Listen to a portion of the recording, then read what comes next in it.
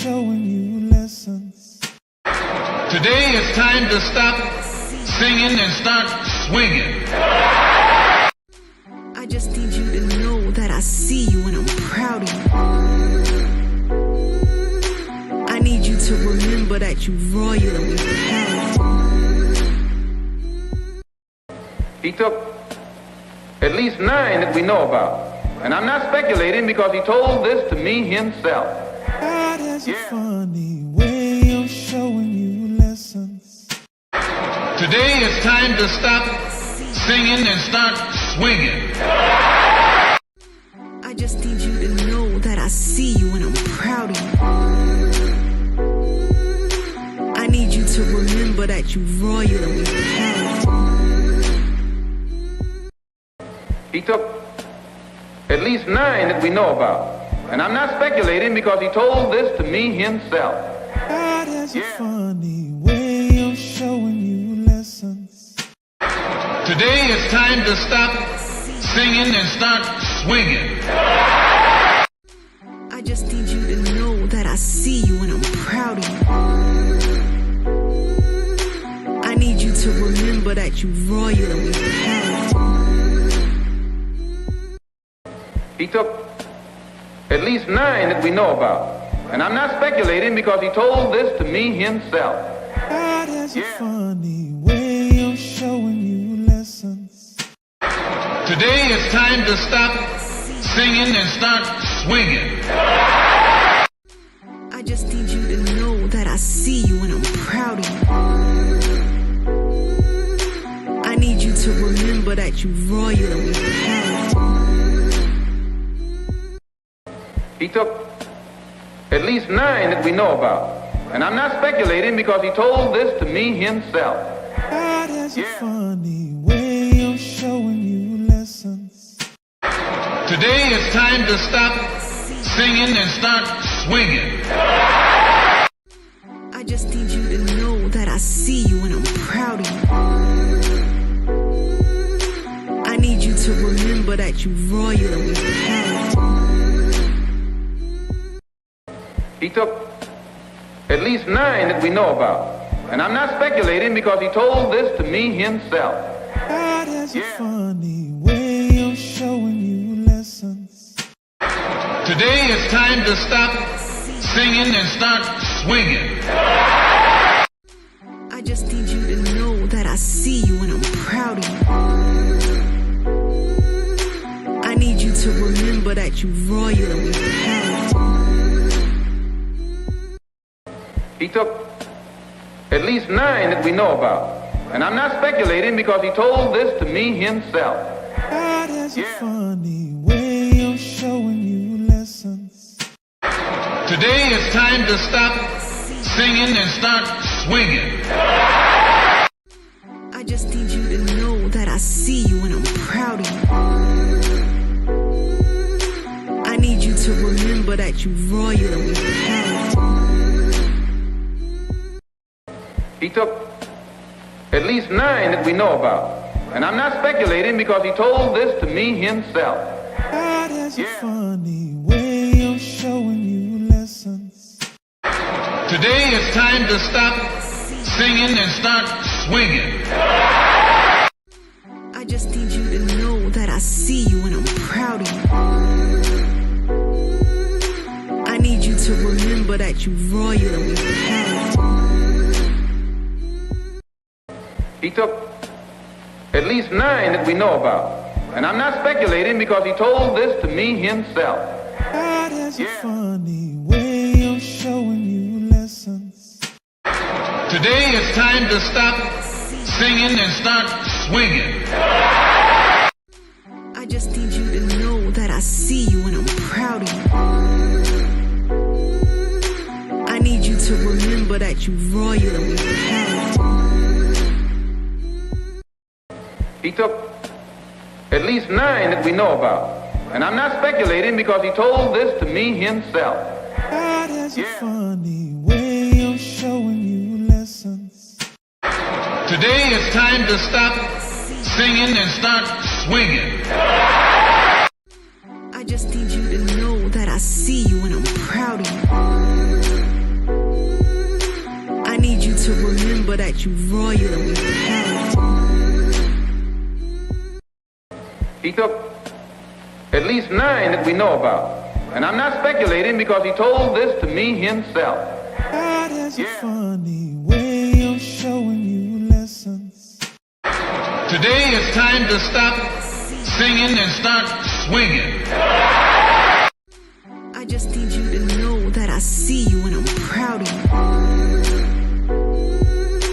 I need you to remember that you royal and we pal. He took at least 9 that we know about. And I'm not speculating because he told this to me himself. God has a funny way of showing you lessons. Today it's time to stop singing and start swinging. I just need you to know that I see you and I'm proud of you. I need you to remember that you royal and we pal. He took at least 9 that we know about. And I'm not speculating because he told this to me himself. God has a funny way of showing you lessons. Today it's time to stop singing and start swinging. I just need you to know that I see you and I'm proud of you. I need you to remember that you royal and we pal. He took at least 9 that we know about. And I'm not speculating because he told this to me himself. God has a funny way of showing you lessons. Today it's time to stop singing and start swinging. I just need you to know that I see you and I'm proud of you. I need you to remember that you royal and we pal. He took at least 9 that we know about. And I'm not speculating because he told this to me himself. God has a funny way of showing you lessons. Today it's time to stop singing and start swinging. I just need you to know that I see you and I'm proud of you. I need you to remember that you royal and we pal. He took at least 9 that we know about. And I'm not speculating because he told this to me himself. God has a funny way of showing you lessons. Today it's time to stop singing and start swinging. I just need you to know that I see you and I'm proud of you. I need you to remember that you royal and we pal. He took at least 9 that we know about. And I'm not speculating because he told this to me himself. God has a funny way of showing you lessons. Today it's time to stop singing and start swinging. I just need you to know that I see you and I'm proud of you. I need you to remember that you royal and we pal. He took at least 9 that we know about. And I'm not speculating because he told this to me himself. God has a funny way of showing you lessons. Today it's time to stop singing and start swinging. I just need you to know that I see you and I'm proud of you. I need you to remember that you royal and we pal. He took at least 9 that we know about. And I'm not speculating because he told this to me himself. God has a funny way of showing you lessons. Today it's time to stop singing and start swinging. I just need you to know that I see you and I'm proud of you. I need you to remember that you royal and we pal. Barbershop Conversations, man. I appreciate y'all coming to the show. What it do, JP, Keno? What's up, Abdul, man? EP, Mr. Watson, man. We got to have a productive week, big homie Coop, man. Bird, man. You know what I mean? You know what it is. And y'all know what time it is. And without further ado, the one and only Lincoln Curtis Gerald Hawthorne.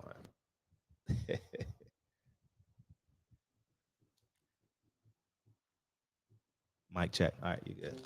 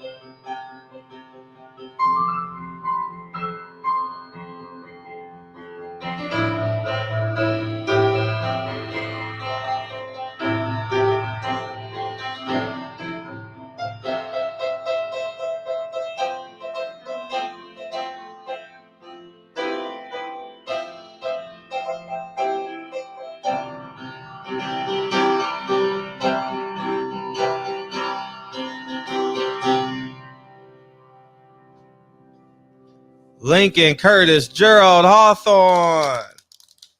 Young man, that was splendid. That was splendid, man. Wow, you're getting better and better, man. What's up, man? So we got a fun show tonight, man. Fun show tonight. You know what I mean? We're going to talk about little Steven, man. Little Steve. Little Stevie. PBC done had 2 cards, man. Summer Solstice 22. They done had 2 cards. And I'm here to talk about it. Cards. CARDS. Chapstick, please. Thank you, dude. Close the door. Close the door. And yeah, he getting better, Gravedigger, brick by brick, man. And we working on that 10,000 hour rule. You know what I mean? And but Lil Steven says Al and Steven are getting along great. Lil Stevie and Al, are we getting along great? Everything is a lie. Thank you. And well, this is what a great relationship looks like. No Earl Spence, Terrence Crawford. Deontay Wilder's going to Fox for a pay-per-view. And 2, 3, PBC has had 2 cards. How can you explain? Who's going to sit here and disagree with me and say I wasn't right? They've had 2 cards. Danny Garcia and Adrian Broner's card. 2 cards the entire summer 2022, right? If I'm not mistaken. Yeah, he was talking about me, man, because I'm the only one that knows. No one else knows. No one else knows that, man. And I'm not saying it from a braggadocious space. I'm saying it from a truth space. You know what I mean? We got to tell the truth in these streets, man. They lying to the people, man. He's working on Ryan Garcia, Tank Davis. Man, get the hell out of here. That shit ain't happening, man. Floyd, Oscar, Ryan, and Tank are doing the same thing to each other. They're doing the same thing. But the fans are saying, oh, Ryan's capping. No, Floyd and Tank is capping as well. We only going to do it if you do a interview. Get the fuck. What does an interview have to do with negotiations? Come on, let's keep it a buck now. What does an interview have to do with getting in the way of a $40 million fight, $50 million fight? That's just ego. You got to do what I tell you to do, Oscar, because I'm the ace high. This is about my ego. You made me use those gloves. You took 30%. You made me do it, Oscar. You made me do it. So now that I'm older and you going in and out of rehab, I'm the ace high. I'm the ace high. And I'm going to use Tank to do it. What's up, Sutherland, man? I ain't seen you in a long time, man. And that's where we're at, man. That's where we're at. They just using the fans. And you know what the fans do? The black fans say Ryan's capping. The Latino fans say Tank's capping. And now we got a racial war online when they both doing the same thing. Floyd's black, though. I don't care if I get used by a black man. Man, fuck it. Shit, fuck it. I mean, everyone else using me, shit. As long as a black man using me, I'm good, man. As long as the black man is using me and killing me and pimping me and gang banging me, I'm straight. But the moment the white man call me a nigga, call BLM. George Soros. Send me Tamika Mallory right now. I need my song and Tamika Mallory. I need y'all to come to Las Vegas, man. We got this white man called me a nigger. Isn't that such irony? A white man calls a black man a nigga, and the black man calls the white man George Soros. The white man's on the main line. Tell him what you want. The white man's on the main line. Tell him what you want. If you're sick and you can't get healed, tell the white man, tell the white man, tell the white man.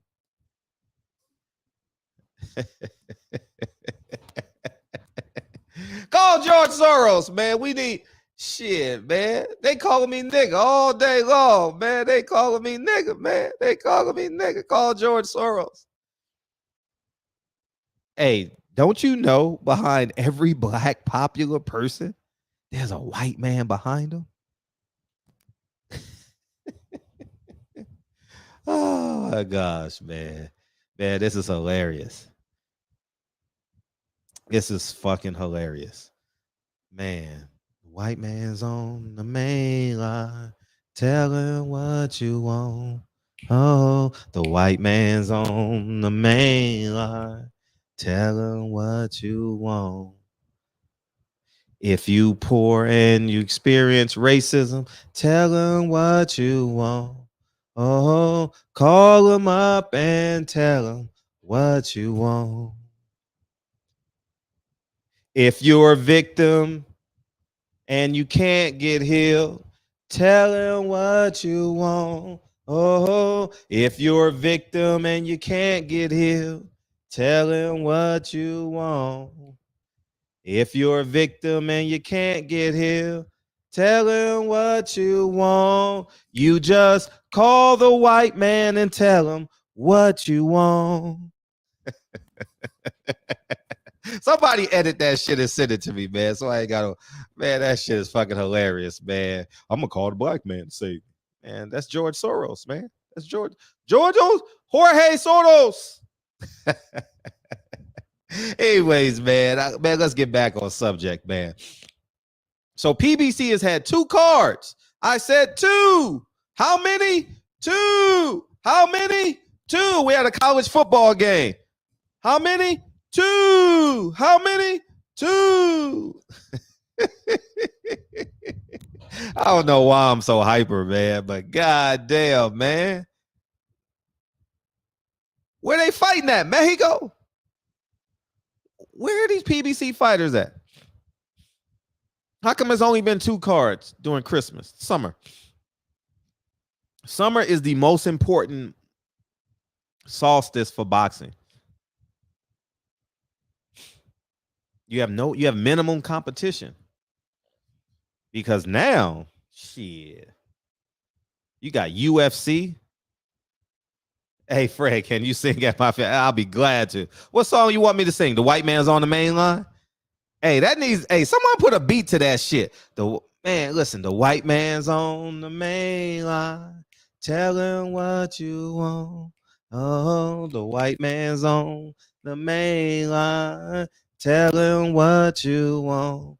Oh, white man's on the main line. Tell him what you want. You just call him up and tell him what you want. I realize how I sounded listening to people in my DM and online and in the comment section. And full rebirth, right? Yeah. How the victim Olympics is alive and well, man. Ain't no sunshine when the white man's gone. Ain't no sunshine when he's gone.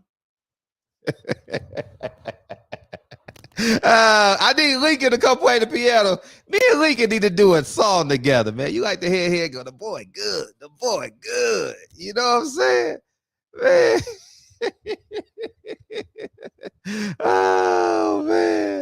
Oh man, these motherfuckers out here begging for the white man. Man, listen. I swear before Jesus Christ, Shauna TV, I'm not lying. When Ryan Garcia said mental health issues was alive and well, when Tyson Fury said it, every nigga, I swear before God, every nigga, from Naruto to the Tudor, from Africa to Niagara Falls, was like, man, that nigga faking it, man. You better sign that contract and fight Deontay Wilder. The moment a nigga acts like a nigga, we turn our back and pretend it's not real. The same way we do black on black crime. We just turn our head and be like, oh, that's just niggas being niggas. I didn't see it. What happened? I'm just going to step over the dead body, man. It was a dead body? Yeah, that's a dead body. He ain't drunk. He didn't pass out. No, he dead. No, just step over him. I'll just step over the nigga. You know what I mean? Just leave him laying there, you know? I'm sure I'm pretty sure he's suffering from mental health. You know, he looks like he has mental health issues. You know what I mean? I'm just going to step over him and go to work and catch the train. You know what I mean? Catch that number 7 bus.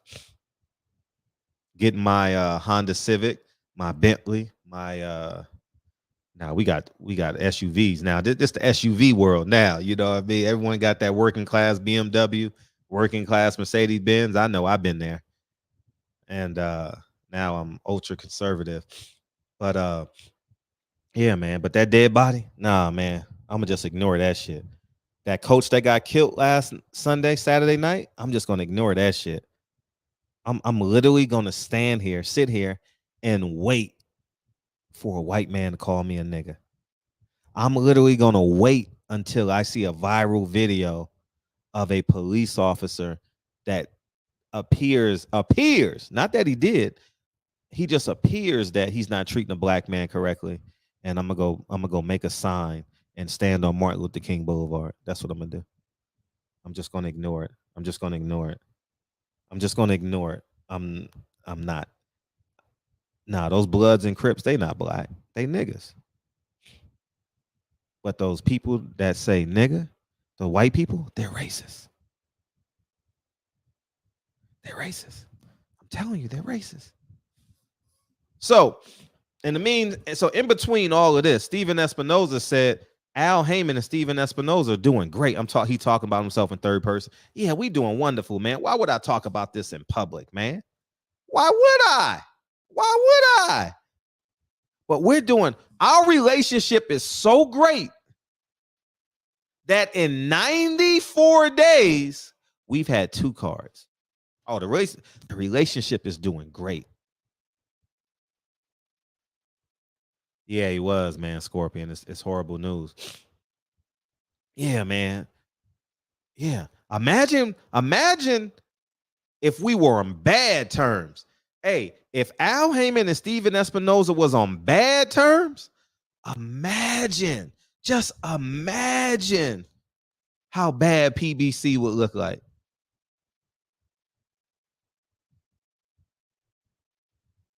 I'm just saying. Their relationship is great. 2 cards.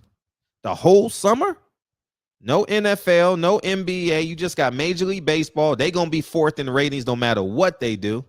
If it ain't the Yankees playing the Red Sox or the Dodgers playing the Giants, ain't no ratings in baseball. I don't give a fuck what other teams there are. They just They just a heartbeat. That's all they are. And Yankees playing the Dodgers, or the Yankees playing the Angels. That's it. Wherever the Yankees go, that's where the crowd goes. That's where the ratings go.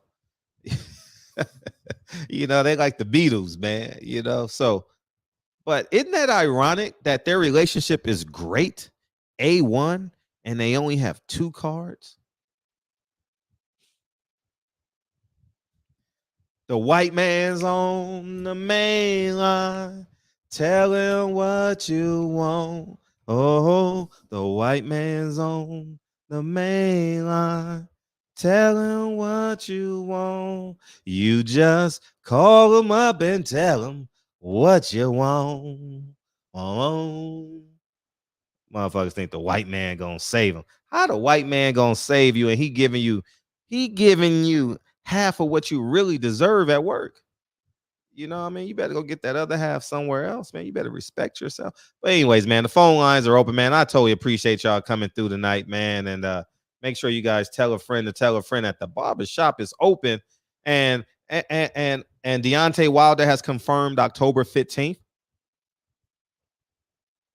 What I have heard is that fight will be on Fox.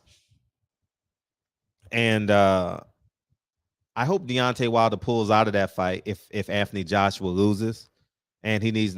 I would encourage him to negotiate a contract with Eddie Hearn. And Eddie Hearn Eddie Hearn loves me, man. I'm like the man Eddie Hearn wishes he was. You know what I mean? Like Eddie Hearn want to be cool and intelligent like me. You know what I mean? But he just can't. Just not born with it, Eddie. It comes with melanin, man. The darker the berries, the sweeter the juice. The darker the flesh, the deeper the roots, Eddie. You know what I mean? I went bald and you bought a toupee. So our self-esteem is just on different different ends of the spectrum. You know what I mean? I call it a spectrum. You call it a rainbow. I'm fucking with you. Fucking with you. But yeah, man. I'm just sitting here and I heard, shout out to Radio Raheem. I thought Radio Raheem did a really good job at navigating that interview, especially the second half. Eddie Hearn wanted to get out of it and just say what he wanted to say, and Radio Raheem did a good job at driving the point home. You got to stay on course, man. You can't just let the interviewees say what they want to say. You know what I mean? You got to find a way. You know what I mean? I don't know about that. Yeah, I'm cooking at it. Yeah, that motherfucker got a toupee, dog. His hair ain't moved since you've seen him on TV. Excuse me, on YouTube. If a man's hair don't move, it's fake. Eddie got a major toupee. Yeah, toupee. No lie. Toupee. Too expensive toupee. Hey, but he could do what he want, man. It's his money. It's his life. It's his insecurity. Shit, fuck it. You know what I mean? Shit, go. I mean, I wonder, is it a sew-in or does he take it off at night? You think Donald Trump takes his off or is it sewed in? Eddie Hearn's hair ain't moved since we've seen him. Yeah, that front of that shit, he's probably not bald back here, but he's definitely bald up here.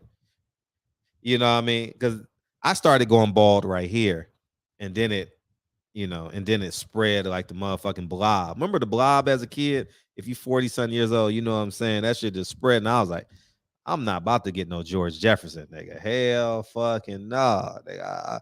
I'm cool, man. Hey, I'm cool. It's crazy how people play victim, man, and blame the white man and tell him what you want. If you're sick, hey, Chunk shit is a lie. Hey, his whole shit be moving. That shit's so fake, man. Oh, man, Donald, boy. Hey, but they can afford it. I heard he got a new hairstyle. I ain't seen it, but I saw someone talking about it. Yeah, Lil Donnie, man. Lil Donnie. Hey, Lil Stevie better call Lil Donnie, man, and figure out how he can find some money. Because Donald Trump hey, listen, Al Heyman needs to call Donald Trump. Donald Trump knows how to find that money. You know what I mean? You know what I'm saying, Zoe? You know what I'm saying, man? That motherfuckers, man. Donald Trump can find some money, Zoe, for sure. What's up, man? What's the deal with you, big dog? Hey, not much, man. I'm just, really having fun tonight, man. I don't know why, but Oh, okay. Ain't nothing wrong with that, man. You gotta have a little fun, man. facts. For real. Now I was gonna ask you, man. I seen you was talking about Wilder. Yes. He got a date. What do you think the fan interest? Because to be real with you, I still want to kind of see Wilder versus Joshua. Yeah. What do you think the fan interest would be for a fight like that? For Joshua or for Helenius? No, for Joshua versus Wilder. Big fight, major fight, but it got to be overseas. Right. If it's overseas, it's the biggest thing they've done since Frank Bruno, Mike Tyson. But that was over here. But it's one of them mega fights, man, and it's big. It's super big. It's over there. It's like the second coming of Black Moses, man. Black Moses and Black Jesus, man. You know what I mean? It's a big deal. And if Joshua don't look terribly after he loses, which I think he will, I think that it'd be fine. Yeah, because I mean, like I said before, I think that all that Wilder has done, what I'm saying, like you said, pretty much, having really three exciting fights with Fury, and that the last fight being a real good fight, and pretty much carrying some of the weight of boxing. He earned a crack. If, like I said, if Joshua, if Joshua can't win, like I said, I'm unsure if he can really win. I'm with you on that. I don't know if he loses, but I'm unsure if he can win, if he can beat Usyk. But if hey, what's the name win, or if he lose, he definitely deserve a crack, either a crack at the title for a shot at Joshua's title if he win, or just making that fight happen as just a novelty fight for the fans, or a good fight for the fans. If he loses, most definitely. Well, Josh was definitely losing this weekend. He didn't prepare. You said he didn't prepare in what way? You mean mentally, or?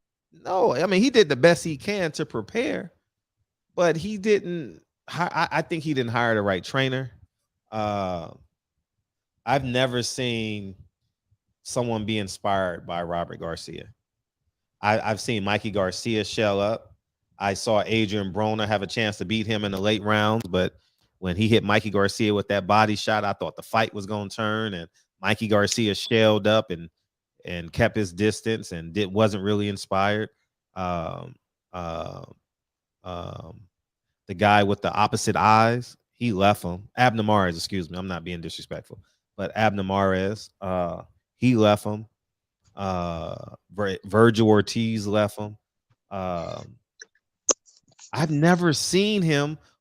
I've only seen him win one fight where he wasn't supposed to win, and that was because he used illegal gloves.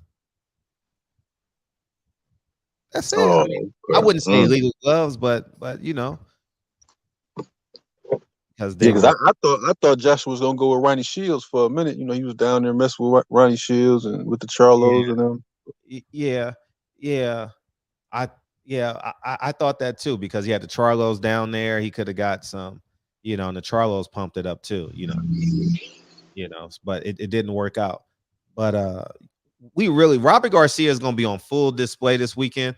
And check your listings, dog, because I know it starts at like 9 a.m. or 12 p.m. Eastern time. So it's really early, y'all. It's really, really early. And so don't miss it. All right. It's coming on like those damn Big Ten games on Saturday. So don't miss it. All right. Because there's no need to watch PBC. Ain't no need to watch that fucking card. That card is fucking trash. Oh, you got PBC? Because I've been hearing a lot of word on the YouTube streets, man. They talking about, I might even heard on your show, they was talking about PBC, man. That's the PBC might have to close the doors, and that Showtime kind of want to get out of boxing. Even though I don't know how that could be true. Who else could really broadcast boxing if it's not Showtime? I mean, I don't see HBO going, but that's dead. So I don't know. I don't think that will happen, at least for a year. Because, I remember I asked Steven in the interview, I mean, excuse me. I asked Lil Steven. That's what Al Heyman calls him, Lil Stevie. When does his contract end? I mean, the fiscal year. He says it ends in December, not in July. So we'll see something new coming in January, you know, and we'll get a good idea of a barometer of where they're at and how much they're invested in boxing. They're never not going to not be in boxing because he has Jerron Ennis on the other side, you know, and stuff like that. So I think they'll always have a play in boxing, but he got to rejuvenate that, man. You know, he gonna have to do something. He's gonna have to go above Al, you know, because I mean, like I said, PBC, man, they started off hot with card after card, you know.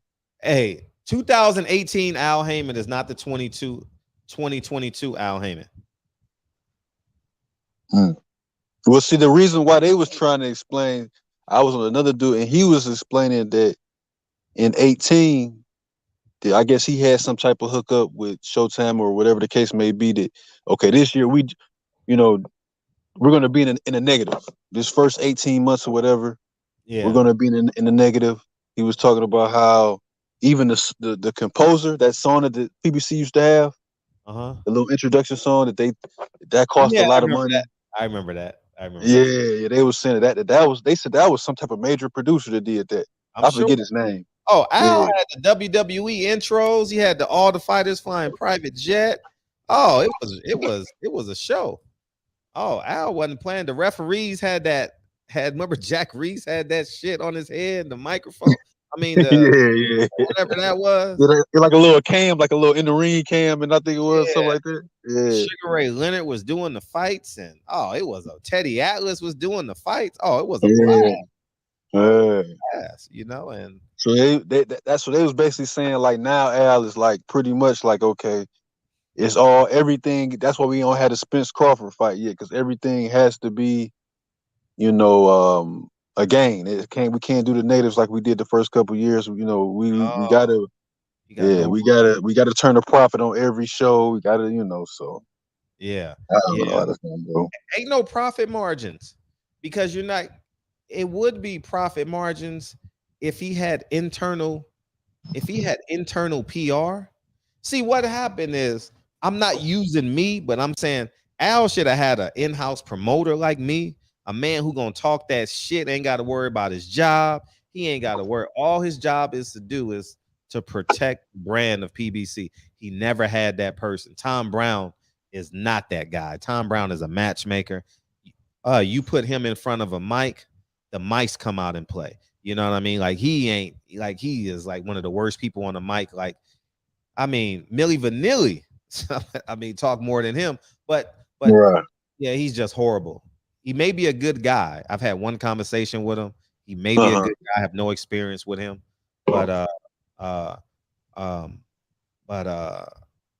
and Sam Watson is like Al Heyman's like best friend, kind of, you know. So he's not really that guy because he's set. He's done. You know, they should have had a 42-year-old man like me when they started, who's mature, who understands God, who knows how to talk to people, who, you know what I mean, but was edgy like Eddie Hearn and didn't give a fuck like Bob Arum, but can convey everybody can hear it.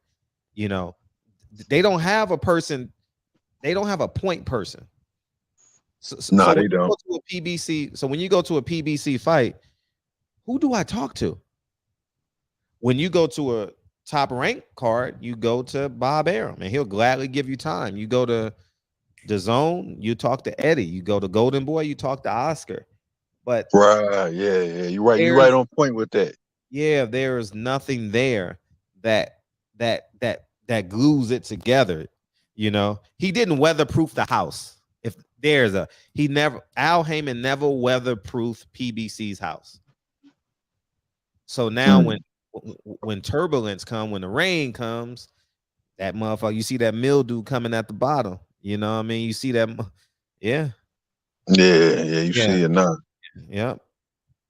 Because like I said before, man, it was a great product, man. When Al first came out with it, PBC was a great product. You know, I really enjoyed it. And then now it's just like, well, dang, you know, y'all don't went corporate on this. You know what I'm saying? So it's Corporate. great. That motherfucker done left the building. You know, he ain't going out like Al Pacino. That motherfucker went out the back door. He had a motherfucking helicopter in the backyard.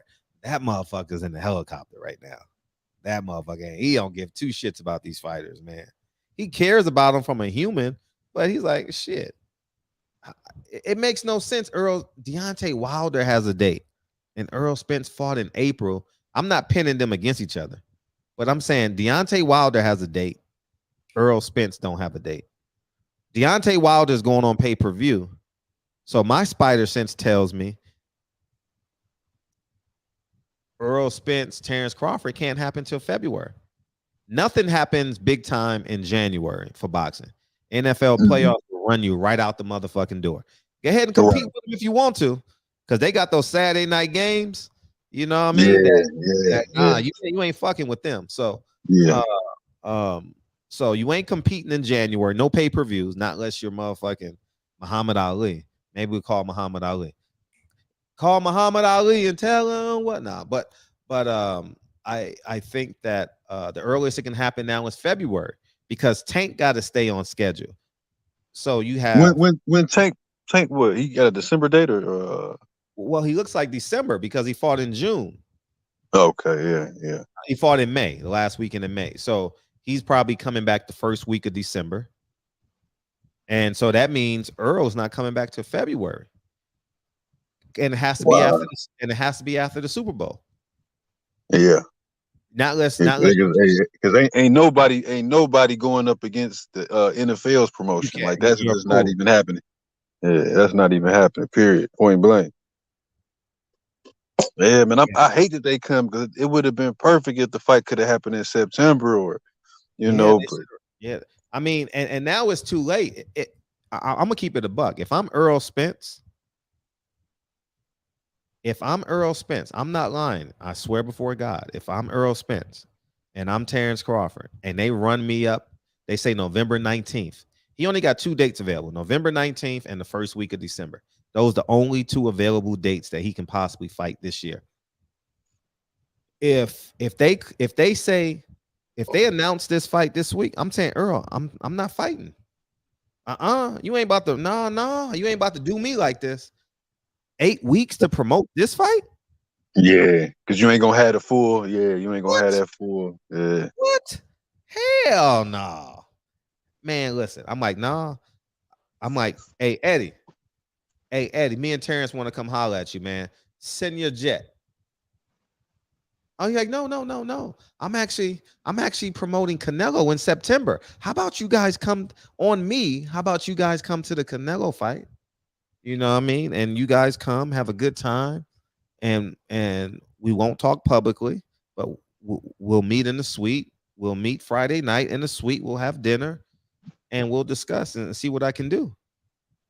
Because what was they trying to do with a New York, LA?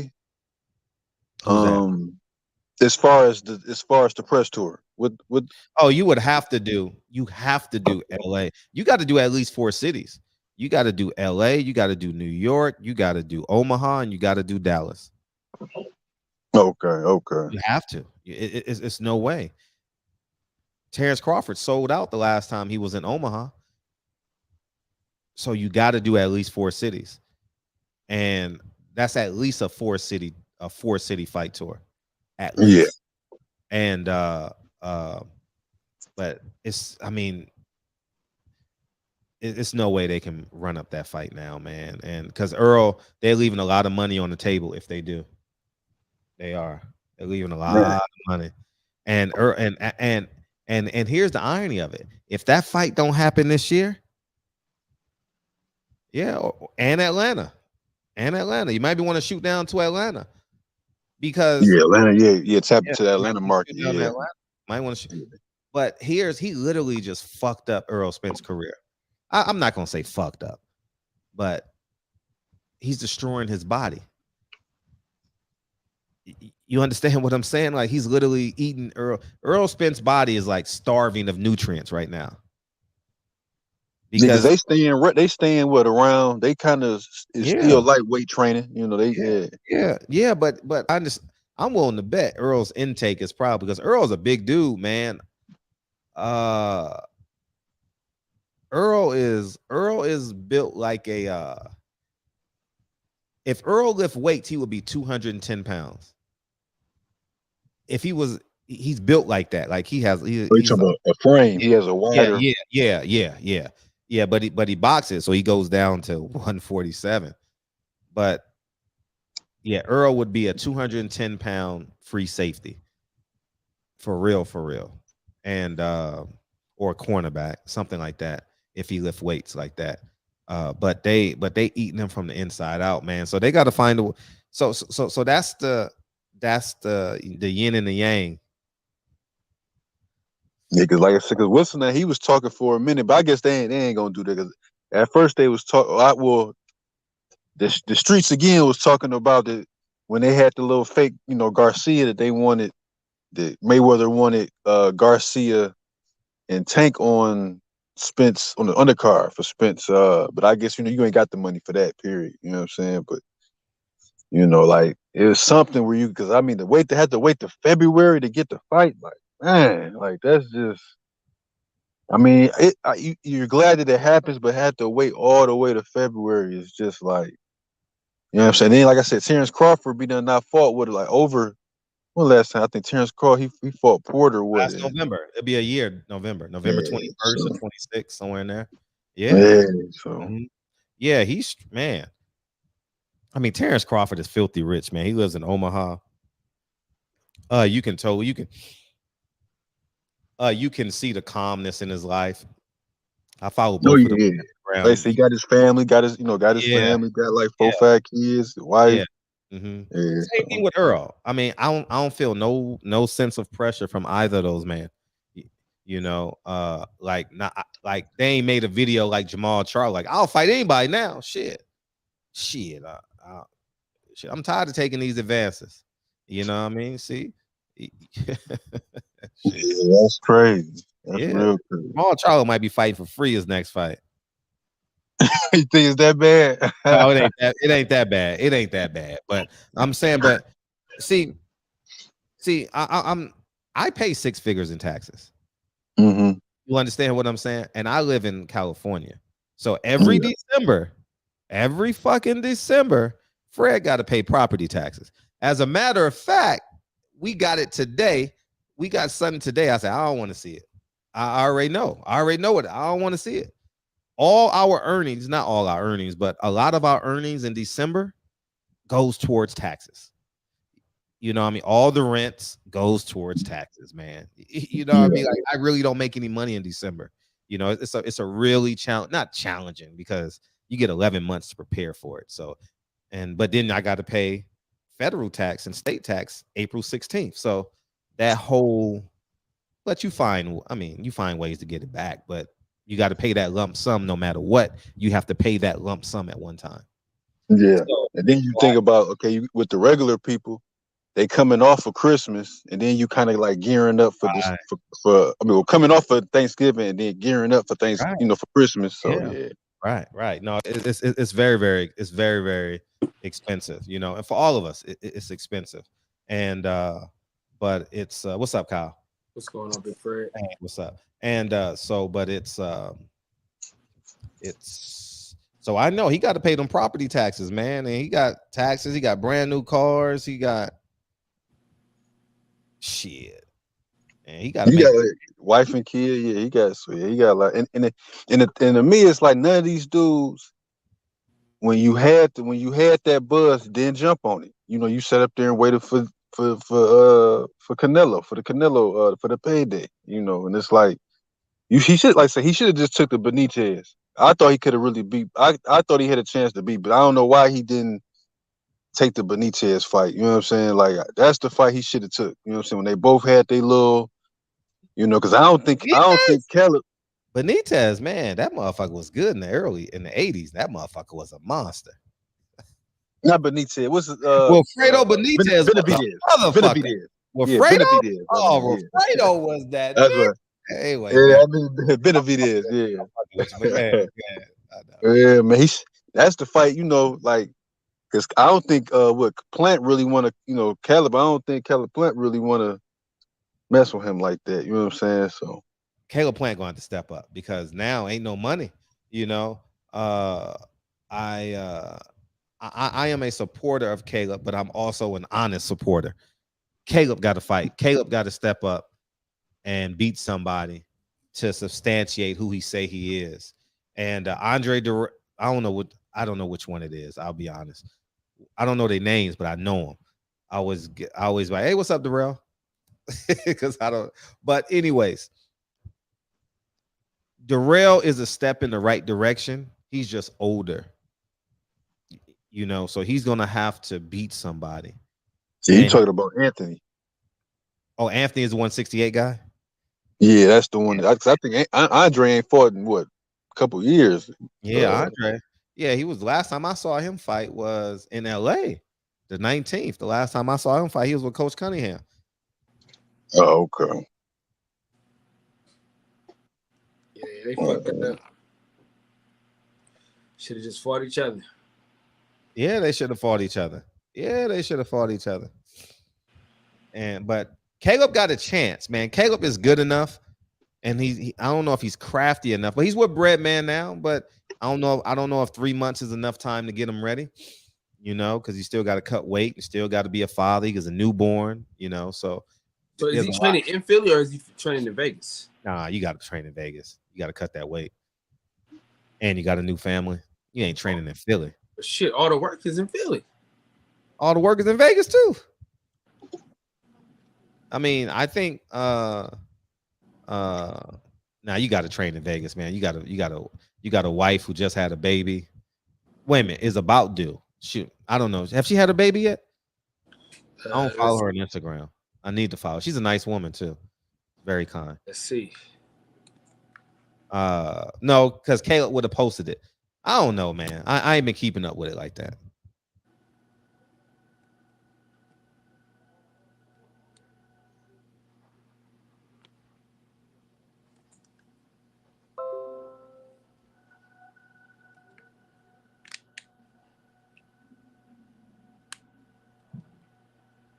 But yeah, so I think that camp will be. I think Breadman to come to Vegas, and maybe he'll bring Julian with him because Julian came to Vegas for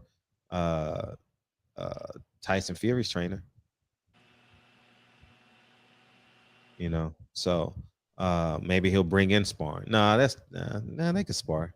But so yeah. You talking about the one from Detroit? What's his name? Yeah, what's his name? He got one name. Champ Side? Nah, well, shout out to Champ Side, not Champ Side. What the hell is his name, dog? Yeah, because that was Emmanuel Stewart nephew. I can't think his name. Yeah, what's Tyson Fury's trainer name? Oh, Sugar Hill. Sugar Hill. I wanna chill. He ain't never heard that song before. Word? Yeah, remember on the interview he said he never heard that song. Yeah, man. I like Sugar Hill, man. He was chilling. He hung out here for 4 hours. Hey, got cussed. They was clowning him though. They was clowning him, because what's the name supposedly fired him and all that. Yeah, they were trying to, but it is what it is. Yeah, he knew where he was coming. He knew he was coming in the Wilder country. But man, if I'm Wilder and Joshua loses, I'm like, hold on. Yeah, he's not his trainer anymore. You're correct. He's retired. Fury came out with a new trainer on Monday and retired on Tuesday. Whatever it was, man. Whatever days they were. The phone lines are open now if you want to call in. But yeah, man, it's just freaking hilarious, man.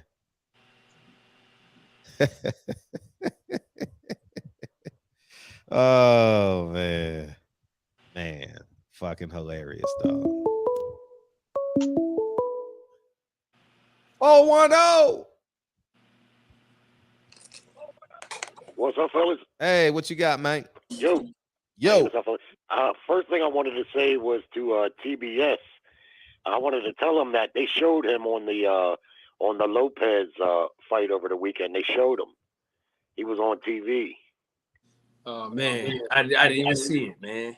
Yeah, it was right. It was directly after Lopez did that little backflip that he does. As soon as he did that backflip, as soon as his feet hit the ground, they panned to the crowd for some reason, and there was Mello Yella right there with his face right up in the camera. So I just wanted to let him know because I recognized him right away. But I also wanted to say a couple things, just briefly. Adrian Broner. It seems like a couple things. Adrian Broner doesn't seem like people are giving him the benefit of the doubt. I mean, Ryan Garcia caught a lot of hell, but there was a lot of people that gave him the benefit of the doubt also. And it does seem to be trending in boxing that fighters are using this mental health issue, but mental health, man, it's not something you can question. He could be lying. He could have just been grossly overweight and used that as a convenient excuse. Yeah, that could be the case. But, it could be also, he could be in a bad place. And so I think Broner deserves the benefit of the doubt, just like the rest of the guys. So I just wanted to say that about Adrian Broner. Also, I noticed that the fight card that was on Friday night didn't come off. And that's disappointing for those guys that they weren't able to pull that off, because if they could start a groundswell movement, they could maybe change things in boxing. It's going to take mountains and mountains and mountains of work, but that's how you can sort of change things with the independent cards.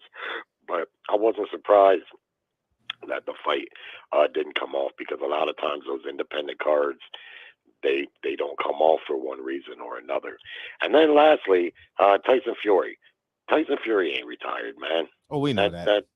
Nah, he ain't retired. I mean, the guy has too much money. He's waiting on Anthony Joshua. He's hoping like hell Anthony Joshua can win that fight this weekend, because if he does, it's a jackpot for both of them. They're going to make a ton of money, the two of them. And he probably make good money fighting Usyk too, and I don't think he has any problem fighting Usyk neither. I heard Usyk is bulking up. I don't like that. I don't like that for him. I think his biggest advantage in the first fight, outside of his boxing brain, was the fact that he was faster. Oftentimes, smaller guys, even in lower weight divisions, the slightly smaller guy usually has a speed advantage, and I think that served Usyk well.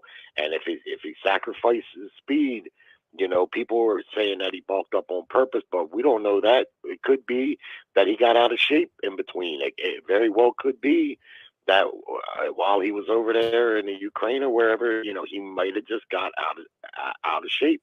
And, you like to think a big fight like this, he's going to be in shape, and I imagine he will be, but I don't like the weight gain for him. I think that's a bad move. If he did that strategically, I don't see it as a good move. But anyway, thanks for taking my call, fellas. No, we appreciate you. All right, buddy. All right, peace. Yeah, that fight is this Saturday, y'all. How y'all like that fight?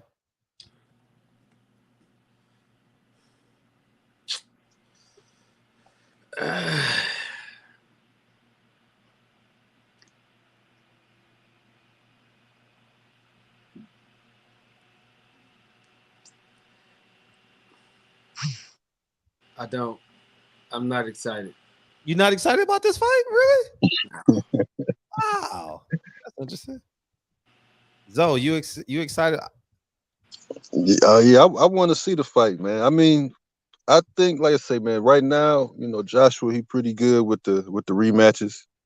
Because to me, with Joshua, when the fight was broke down, I thought he got destroyed by the death of 1,000 feints. Like, what's the name? Just put so many feints on him, and put so much of a boxing clinical. Like to me, I look at it like this: the way he fought Andy in the first fight is the way he should have really fought Usyk in the first fight. And then like to me, he fought to go out there and to try to like box and don't use your size, and then he's so he could be very robotic. I just want to see what he's gonna come back. I want to see what the game plan is gonna be, and see what they come up with. If they try to just go out there and get him out of there, if he tries to go, if he uses his size and uses the frame and all that type of stuff and try to impose his will. So I just want to see what he's gonna come back and do in this fight. I want to see it. Yeah, I'm actually interested in this fight. I'm gonna get up 9 a.m. and watch the fight. I like Usyk in this fight. I mean, it's gonna be a compelling fight because I want to see the game plan that Robert Garcia comes up with. I have no faith in Robert Garcia. None. Zilts. Nada. I mean, not even. I mean, I wouldn't even trust him at a AAU. I mean, what do you call that shit? Junior Olympics, some shit. Like I don't think he's a good trainer. I just think he's all hype. You know, I mean, he speaks Spanish perfectly. You know, like and that gets him over. You know, that story is dead, man. You know, it's like Daniel Jacobs' cancer story. I'm tired of hearing that shit, man. I'm tired of it. You know, because don't Fred? huh? No, like I'm tired, like how they use it, like to promote it. You know, like that shit was a long time ago. I understand he had cancer, but I'm saying like how many times you gonna say Robert Garcia? They started in the strawberry patch in Oxnard, California, and blessings to his family, man. His mom was a very nice woman, quiet. Uh, um, you know, shout out to Shrimp Pace, man. Thank you guys, appreciate you, bro. Excited for the DAZN fights. Usyk, AJ2, Eubanks, Ben, Canelo, Triple G3. Where is the PBC fights? Keep up the awesome show, big bro. We got to, man. Where are the PBC fights, man? Eddie Hearn, hey, he might get a hold of Wilder. Shit, he show Wilder what he got in his back pocket. Shit. I mean, I ain't got no loyalty. You can't have a loyalty at this point to a man that can't get you what you want. What's up, man? You driving safe out there? What's up? Yeah, trying to push it on down, man. All right, Push cool. it on down. Cool. Hey, yeah, different angle here. Kind of tie into that Rona stuff. I know you guys seen that situation with the football player's brother that killed their coach. Right. I don't know if that was this weekend or when Saturday. That was pretty fairly recent. He just turned himself in, now claiming self-defense. How ridiculous do we think that it is that now, like most of us, I know, we won't go. I don't go to those sporting events where you literally those things turn into something else. Like it's a whole different type of situation between the coaching and the big programs, or the big schools, the big parks where they got like 5 or 6 assistant coaches there, and they're cursing the kids out. And you got the adults on the side gambling and been there all day and fighting and gambling on the kids. Like those situations in that particular environment, how even those kids that make it out, how successful are we setting these kids up that they don't later on have some kind of built-in trauma that maybe triggers later for the situations that they get themselves in because of that particular environment? Oh, that environment is completely toxic. Bad. It's bad on a lot of different levels, and we put a lot of energy into this. Even the coaches, and shout out to the coaches that are trying to coach and volunteering their time, but it's so toxic and it's so crazy. I don't even think we really investigate what we actually doing to these kids, because there's not that many of those kids that are even making it to college, let alone making it to the next level. And we invest so much and we push these kids into that stuff so heavy. And it's so crazy the way it looks. And later on, we don't know the triggers that you're setting these young men and these young women to have in those kind of situations. Because some of these coaches dog cut these kids out. I mean, straight dog cut their ass out. And it's fucking crazy. Nah, really ridiculous. Nah, it's not a good situation, and I'm with you on this. And my only, because I wanted to go somewhere, but man, when you got a nigga's brother, and when you got a nigga's brother who's worth $70 million, have no composure. And every time those 9-year-old kids look at you, they see you as like a god, and you're arguing over a scrimmage game, and you played in the NFL, you're a borderline Hall of Famer. Shit's not adding up to me, man. Like it's really not adding up. It's really not adding up to me. Did you hear? They said that when his brother shot him, that he's like, yeah, bitch ass nigga. Yeah. I definitely can believe that. I definitely can believe that because you got that adrenaline going. Dog, that's crazy, nigga. Bro, what happened to the good old days of the old fisticuffs, man? Nah, those days are long Damn. gone. And two, I was listening to Jason Whitlock today, and he said that he interviewed them. He interviewed the 3 other coaches on the team: the offensive coordinator, defensive coordinator, and some other gentleman. And he said that the brother pulled his gun out the game before. But that brother also he has some other charges similar to that, where he had a gun possession charge and he's a felon. So he's not even supposed to have a gun, period. And they let him off. That was like in June. In June, just recently of this year, he has some gun charges where they dropped it. They let him go because he's a felon. He got caught with a weapon. He's not I heard that. Period. Yeah.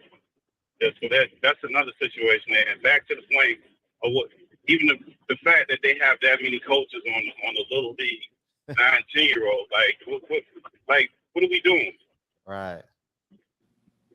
Like what you need an assistant coordinator and all this crazy shit for 19-year-olds? Yeah. Like what are we doing? I'm with you. But we can't. And then if you look at those coaches, like when I went, and I'm pretty sure you guys, we all similar, close to the age ranges. Those coaches were a little bit more than coaches. It wasn't all about fucking football. And now it's turned into all about football or all about basketball. And that's like they want to pump these kids and hype them up, and these parents are like looking at them like these kids like they're tickets. All these fucking kids is not going to the college, and all of them not going to the pros. Facts. So if you're not running behind them as a coach and making sure they do their homework and having those kind of conversations with these kids, and it's just coming into trying to pump them out like a machine, like you trying to be the little league Nick Saban, then you're wrong. Right. And you're creating that environment, and that's the part of it that I think that we do a lot of it, and you see it with the parks where they have a lot of success. You'll see they'll have 4 or 5 assistant coaches there, and it just is when it gets that big, it just turns into a bunch of madness, craziness. When you really sit back and look at it, and those kids that actually make it out of there, they got different situations. They got different situations because most parents who are really active in their kids' life, they get their kids the hell out of them programs. They're just stupid. They're not good for the kids. They might good for them, physically for that particular sport, but they're not good for them going forward in their adult life. So, and then the Adrian Broner thing, I just would say that I don't know about that Adrian Broner stuff. I think people got to be careful with talking about people with that situation, because I look at it like this: with Adrian Broner, for him to miss his money and no situation he in financially, when he got all these lawsuits and he got people suing him left and right, and he noticed the only way he making his money, and if he couldn't lose the weight, he knows he has to lose the weight to get in the ring. So if he can't do it, it's got to be something up there that ain't right. It's got to be. It's got to be. That's the only way he make his money, and he can't do it. Something got to be wrong up there. Now, what degree of it is, I have no freaking idea. But I think we got to give people room to do that. And for Tank to come up there and say what he said, wasn't he like, didn't Adrian Broner bring Tank in to introduce him to Floyd or something like that? Yeah, he sure did. So for him not to do that publicly, that's something else. That's a whole nother situation. I don't know about that. That's a little strange, man. It's a little strange. But that's my call. Y'all have a good day, man. Appreciate the show. Hey, you know what I was thinking? Tank versus Broner. No, I wasn't thinking it. Glasses text me today, and let me give him his full 100% credit. He texts me today. He says, Tank Broner? Interesting. Cooking with the champs. I wanted to. Go ahead.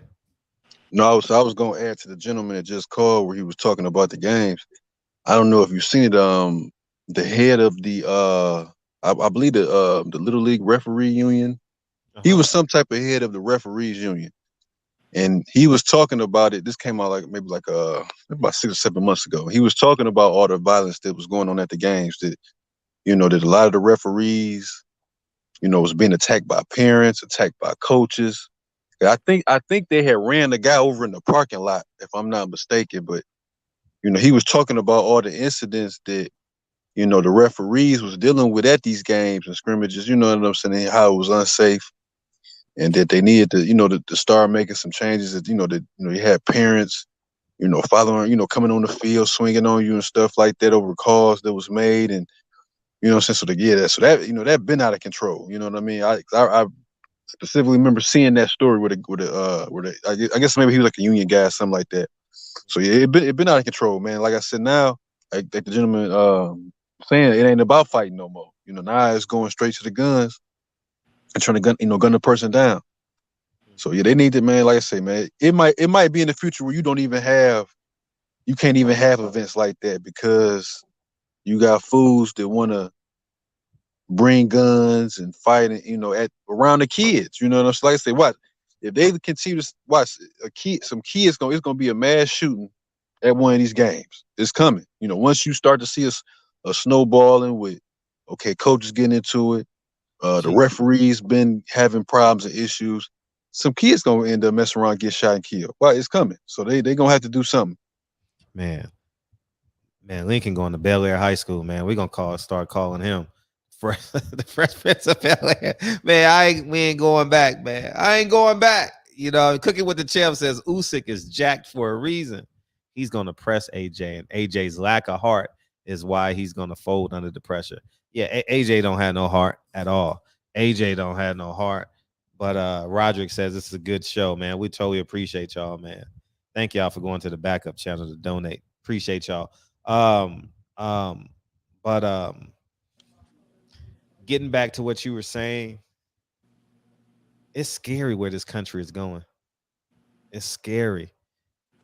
The fact school, movie theater, 9U football game, celebrities want to be gangbangers. 7 out of 10 of our homes are without mother and father. I mean, God damn. Pastors are pimping or are using the internet to literally pimp. This man got on yesterday and said, "You ain't bought me no watch." Did y'all see that clip? The pastor like, "You ain't bought me no watch." Just trash. Yeah, it's just out of hand, man. And man, what he said, I didn't see that one. What happened? Oh man, he was like, he said, it's funny, man. He was like, "Y'all broke motherfuckers, y'all can't buy me a watch." Basically, that's what he said. No, that's what God ain't blessing y'all. Is that what he bought said? me no watch yet? Wow, that's crazy. I gotta look that one up. It was on Instagram the other day. I shook my fucking head, man. These motherfuckers, man, they have used God to pimp these people, man. It's fucking ridiculous. It's sad, man, because nobody picks up their fucking Bible and read for them damn self.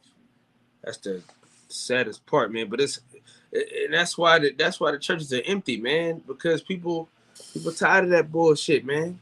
Tired of you telling me I got to pay for something to be a part of something all the damn time, man. But people don't, man. When 2 or more gather in His name, there He is in the midst. So you ain't got to be at the church anyhow. The church is just for everybody it's supposed to be like-minded.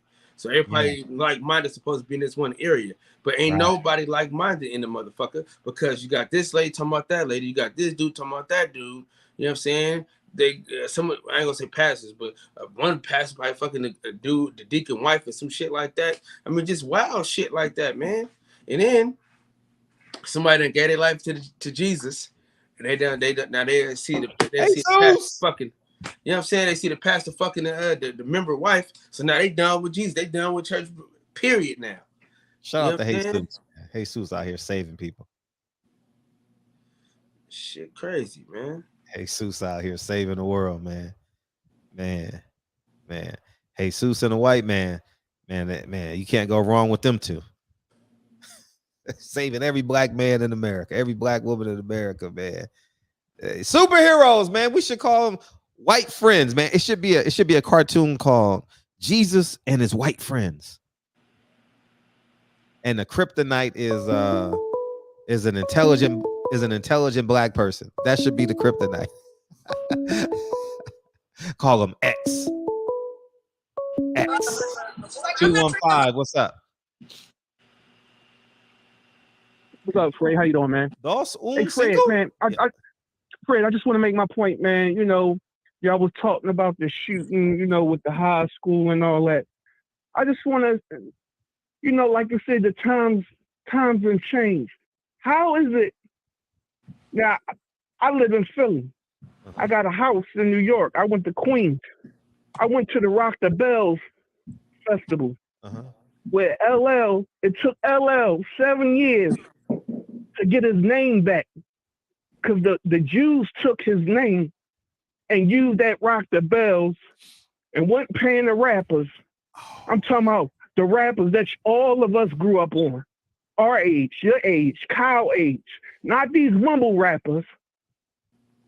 It was tens of thousands. I'm talking about it had to be close to 30,000. Had to be close to 30,000. Not one fight. And it was alcohol. They were smoking. I mean, they were smoking weed. I mean, they was dancing. I mean, they was having a good time. Not one fight. And this was grown men, grown women, not one fight. It was like, it was like, wow. And then I hear this. I say, dang, you got grown men, got alcohol in their system, marijuana in their system. Not one act the fool. Not one, you know, put your hand in my pocket or you stepping on my new shoes, none of that. Hey, you seen a woman there? You asked her to dance? She all on you. She dancing. Dancing machine. I mean, it was a good time. It started from 12 o'clock. LL finished till 1 o'clock. He played all his songs. Yeah. Not one fight, man. Yeah, I believe you. It was all because of the wanna. Yeah, I mean, not one fight. Yeah. Remember back in the day, you used to go to a rap concert, you know, get shot up or, you know, just like the incident with the rapper in Houston. That's these young rappers. Where all the teenagers got stumbled and trampoline, trampled and all that, and they died and all that. Oh, Travis Scott. That's awful. Yeah, Travis Scott. But not this. See, this back in the day. This was all back in the day. Roxanne Shantae hosted it. It was sponsored by Sirius Satellite, which LL Cool J owns the radio station. Right. Yo, nobody. Fred, I was VIP. I was on, and I'm looking. I'm walking around. I'm just seeing the crowd. I mean, you can go on YouTube and watch it. You go on YouTube. Everybody hugging. You got strangers. Guys from St. Louis. Guys from California. Guys from Chicago. Guys from Miami. Shaking hands. Was it gay? Was it a Rainbow Coalition? All the guys hugging? No, it was a Rock the Bells festival. I know, I'm fucking with you, man. I mean, you know, everybody show love, man. You know, you dancing, you wind up, you know, you bump into somebody because you're dancing with a girl. You know, excuse me, my brother. I'm sorry, my brother. Okay, no problem. You know, wasn't like that. I mean, Busta Rhymes came on. I mean, had the crowd hype, man. Man. I mean, people was dead. I mean, it was beautiful. And it goes to show you, them was the times. It took you back to a nostalgia time. It took you back to a nostalgia time. Now imagine, okay, you got to get up. You go to there as a grown man, you know, with your fellas, ladies there. You go there tomorrow morning. Take for instance, you got to go to your son's football game, and that shit pops off. You're like, well, goddamn, I just came from here, and then I go here. They got guns and liquor and all that, and cursing the kids out, and you know what I mean? Because the child dropped the pass and didn't make the first down. Like, it's ridiculous. It's like they putting so much pressure on the little ones, man. And, that's all I wanted to say, man. You know, that's all I wanted to say, man. Like, the world missed the world. And I'm going to say the world, this country missed a hell of a show. You can go on the internet and see it. Took LL almost 7 years. The Jews stole Rock the Bells, which, you know, that was his first song. It gave him key to Jamaica, Hollis, Queens, and all that. It gave him the key to the city and all that. I didn't see one not even an argument. I didn't see an argument, let alone a bump or a push. I seen that. It was okay, my fault, my bad. Oh, don't worry about it. Because the music, the rhythm, the real hip hop that you grew up on, Fred, you 40-something. So you know what I'm talking about. That real hip hop, that beat, that not this mumbling and killing mother, killing this, killing that, killing this, killing you if you come on my block and old block and all that. Like, come on, man. Come on. Like, this shit is bullshit. That's bullshit. And this game, what happened was sad, man. It was sad, man. It was sad, man. And it need to be addressed. Black men need to stand up, and that, like you say, and that shit need to be accountable. Everybody there as a black man should be accountable for that. They all should have played a part. Just because you didn't shoot, but I was sitting over there, but I seen them shoot, you're accountable for it too. You're accountable for it too, because your child is out here too. Every man is. Not, I didn't have nothing to do with it. I ain't bring no gun. But you probably got drunk last week. But you just didn't get drunk this week. It's like black men don't have good women home, or I don't know. They take their sons or their wives or girlfriends, and before they go to the kid football game, before they go to the kid football game, you know where they go. They go get their liquor and they go get their weed. They know they already got the gun in the car. To a game? To a game? Brought a gun to a 9U game. Like, he's going to it. Exactly. A kid's game. Like, come on, man. I'm telling you, the best ever, all time. And I'm going to say it again. Rock the Bells Festival. Enough people don't talk about it. You know what I mean? And I'm not talking about this YSL, Young Thug. That's bullshit. He deserves whatever he gets. He's guilty. Ain't no allegedly. It is what it is. That's not the hip hop I grew up on. I ain't grew up on that bullshit. You grew up on some killing shit too now. You grew up on some killing nigga shit too. No. You know, I'm gonna tell you what I grew up on. I'm gonna take it back to you, Kyle. I grew up when Will Smith when Will Smith was talking about Summertime. Y'all ain't like that. Y'all niggas wasn't like Will Smith, man. And Capri was playing that. And he was like, that was the shit back in the day. And I mean, I'm going to tell you something. In Forest Hills, in Queens, When he said that and he played that, I'm telling you, you can hear the arena shake. I'm talking about not the music. So imagine what that vibration did to your body. When he put that on, I mean, the women, the guys was going crazy. It's like you could have just grabbed 3-4 women. And then one, you know what I'm saying? One got you in the front like a house party. One got you in the back, and you just going at it. So you no, man. Like this. So you was like Common. You didn't like West Coast rap. For this, man. So you was like Common. You didn't like West Coast rap. But I guarantee you, Fred, you know this gonna happen again. Because what we doing about it? As black men, what are we doing about it? Just like you said earlier, whatever happened to the knuckle game? All right, he got me today. He knocked me out today, but I'm going to knock him out tomorrow. But when I knock him down tomorrow, he going to stay down. And then you go to jail. And you a straight bitch. You a homo. You're a crash dummy. You're a crash dummy. If you know what that means, you're a crash dummy. You're a crash dummy. Like, this is our culture.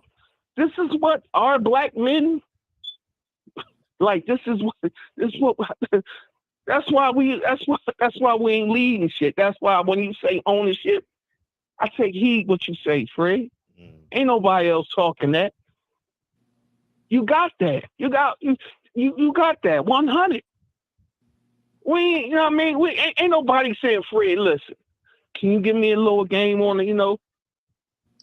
And you're the type of guy I know you will. Because I know you rather see you have a young black man be up under your wing, teach him something for his family, than see that black man on the news. Oh, facts. Wind up shooting a kid, but he wound up shooting a kid, but he was aiming at the father. What about the kid that killed the dude's mom? Say that again? The dude had beef with the boy and killed the boy's mom. Yeah. Yeah. They're accountable too. They're accountable too. Yeah. I mean, I think these young, and I'm gonna tell you something. These ain't the women, the mothers, like our mothers back then would go to a game for us. These 30-year-olds, these 30-year-olds, 35-year-olds, probably even 28-year-olds. With these, I mean, why were if you with your man, you know your man got a gun. You ain't gonna tell him, yo, what you got that for? We going to our son game. We ain't. I mean, come on. What we need to be packing for?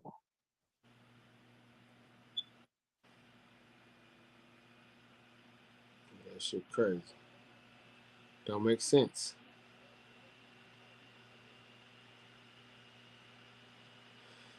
It just don't make no sense, bro. Yeah, whatsoever.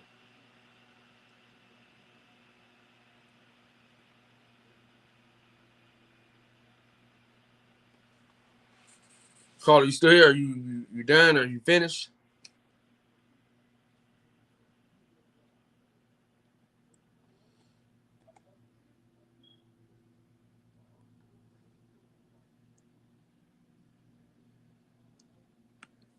But Texas normally don't have shit going on like that, though, man. With the right to carry and shit. I mean, come on, let's open up a T-shirt, please. No, we want to go to a game and take that out. I mean, because over, like I said, all I'm telling y'all missed it. I mean, I know y'all on the West Coast, but y'all missed a hellified show. Jadakiss, all that. I mean, you had the old school rappers. I even give you one. That y'all remember. Digital Planet was there. Yeah.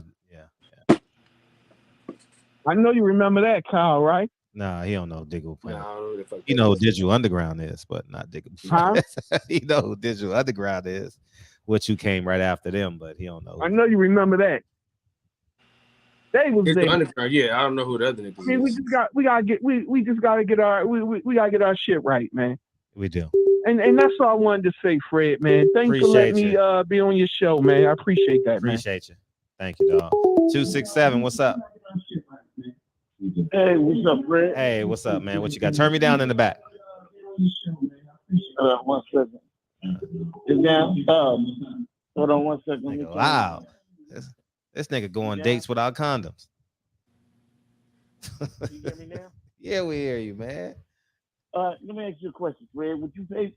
You got to come back, Fred, because these people out here not asking the questions that I know, man. Look, you are a foot soldier, man, and I respect that because you'll ask anything. We're not gonna get the fight unless you go ask for it. I know. You got to. You quit boxing, and everybody's scared to lose their contender. Facts. They scared. Tell them. They scared to ask. You gotta ask the question. So what? You get kicked out. At least you ask the question. Yeah, facts. I'm gonna have to hire me a retired police officer or something. What's up? Let me ask, would you pay for Benavides, Charlo? I think I would. Yeah, I think I would. I'm just wondering why Charlo just won't, because that's a fight they can make happen this year. I think I would pay for that. Yeah, that's a good fight. They're chasing Canelo. They should let the winner get Canelo. What if Canelo break his arm after this fight? Let me ask you this question. Mm-hmm. What happens if Canelo loses? Oh, shit. Then they still going to give him $100 million? Nah, but he'll still have value. Benavides and Charlo, that's a good payday for him because that's a pay-per-view. Because I'll pay for that. Yeah, that's a good fight. I will pay for that, and a lot of people will pay for that because they got beef, and they might as well get in the ring and settle it like that. And I'm quite sure what's the name of the fight? The winner, Canelo. Yeah, I think that's a good fight. I don't know. You got to come back, Fred. If you don't come back, boxing's gonna be done. Yeah, you got to come back. I'll be back. I'll be back. I'll be back when my son is able to travel with me. If you gotta be back, or you gotta teach Lincoln how to do it. Yeah, let him ask the question. Yeah, I'm gonna get me I'll be back. I'll just be back. Come on back, man, because I don't know. I love Blue Blood. I watch him all the time. Like I'm from Philly, so we down here where you on the same time zone as him. Yeah, and a lot of people, we got Boots down here, and I don't know. Boots dangerous. Boots can't even spar with a lot of fighters because they'll be hurt going in the fight. Right. Kyle probably been down here. He probably don't talk about it, but Kyle probably hasn't seen Boots get busy on a lot of people. I haven't seen Boots get busy on a lot of people that you wouldn't even suspect. That Boots will hurt somebody before they fight. Kyle, no, that's why he's looking like that. Nah, I'm in Philly most of the time. I just left Philly a couple weeks. Like, what was that? What was that, Fred? What was that? May? What was that Joe Smith fight? What was that? June 17th, somewhere in there. Yeah. Yeah, I had seen you kind of the one at Boots fight and Elaine City at Ocean. Yep. When he fought at Ocean. Yep. You remember that one, Kyle? Yeah, I was there. Yeah. Coach Shields undercard. With Terrence was there. I took pictures with Terrence. Terrence was kind of cool that day. But they gotta hurry up and do something because Terrence, I'll bet anything Boots will stop Terrence right now. They were supposed to fight Boots when Boots was 18-0. They had a chance. Now they ain't got a chance. And Spence my guy, but Spence got to fight at 54. He can't do it at 47. Don't nobody want that 47 work. Shit, nigga, at 50. Man, I told him I wasn't gonna say nothing, man. Matter of fact, because I had him on my show before, and he really can go. He can really be the first person since fucking Roy Jones, to be honest with you. Oh, you didn't go to heavyweight? Yo. Shit, damn close to it. Yo, that's different. Fred, you gotta. Fred, you ain't seen what I seen, boy. He ain't get busy yet. He be playing. He ain't really get busy yet. I ain't see him going his band yet. And I'm from Philly. I go down to the gym all the time. Like I remember him when he was a baby getting in the ring, playing around. If you see what he be doing to some heavyweights. If Boots loses, it's gonna be for him playing because he plays too much. He played with his food, and I'll be telling him, "Yo, stop playing with your food. Get him in there and get out of there." I'm quite sure he ain't gonna get Spence until 54. But Spence, my guy, I love Spence. I don't want to see him fight. I want them to make their money first. But like you said, I ain't running out of money, man. They got to do something. Somebody got to fight. Maybe they should just fight for free. Maybe all PBC fighters just show up on Saturday and they just pick. I pick you. You fight. Let's why not have a big fight and put all of them on the card? Wilder, Spence, put them all. May as well. And Tank everybody on there. And pay them in white. Everybody on one card. Pay them in white girls. Yeah, pay them in white girls. All right, Fred, that's my call. I just say you gotta come back, man. Appreciate you. Yeah, I'll be back at some point. All right. At some point. When my son can start traveling with me and he can stay in a room by himself and stuff like that. Philly, just come on to Philly. If they fight in Philly, come on down here. Thank you. I will. I was there for J-Rock. All right. Yeah. Yeah, J-Rock, yeah. J-Rock can't handle Boots. He can't spar Boots because he'll get hurt. He'll get hurt and then be messed up for the fight. Yeah. That's what people don't understand. Like they like why Danny don't spar Boots.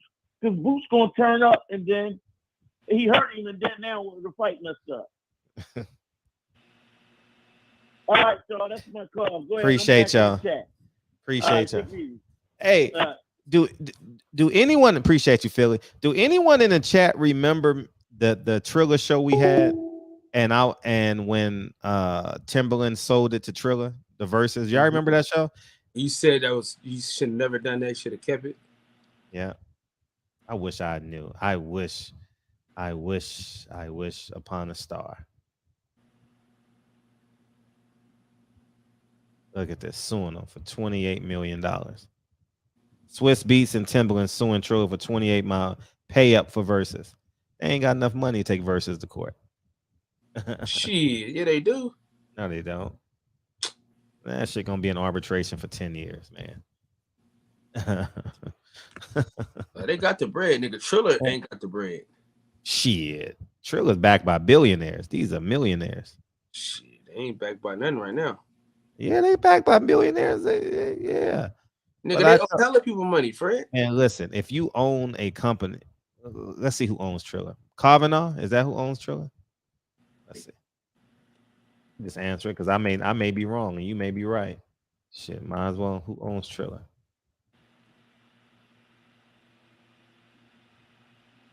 How you spell it? THRILA? Or Thriller? Let's see. The Thriller? Oh, it's okay. It's Triller. TR. Trill, like Triller. Okay. Who owns Triller?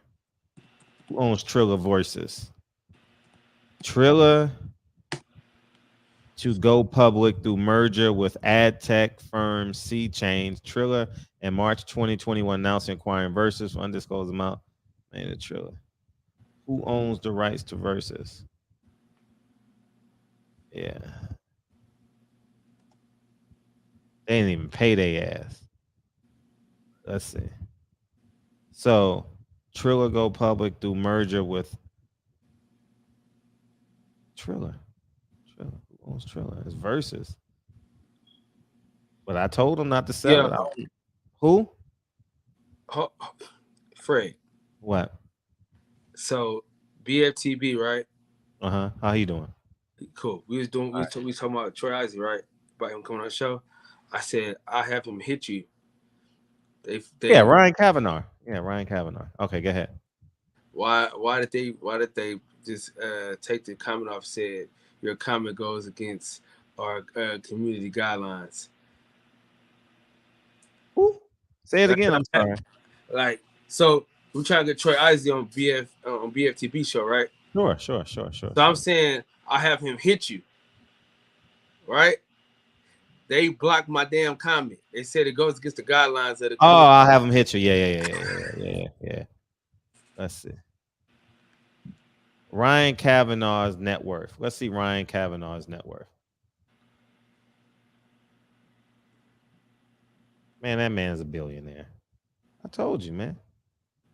Yeah, I told you. That nigga's a billionaire. Now he's worth $50 million. But his companies are probably Ryan Kavanaugh's net worth. Ryan Kavanaugh is an American film producer and film financier. Net worth of $50 million. Finance over 200 films, $17 billion. Yeah, he's worth about $50 million.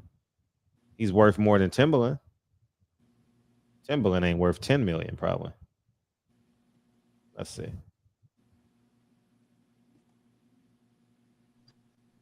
Oh, he talking about the verses with the battles, correct? Yeah. Timbaland's net worth. They say $85 million. He ain't worth $85 million because he probably don't own the rights to none of that shit. I'm just guesstimating, you know. I'm just saying, you know, it sounds. But I respect that though.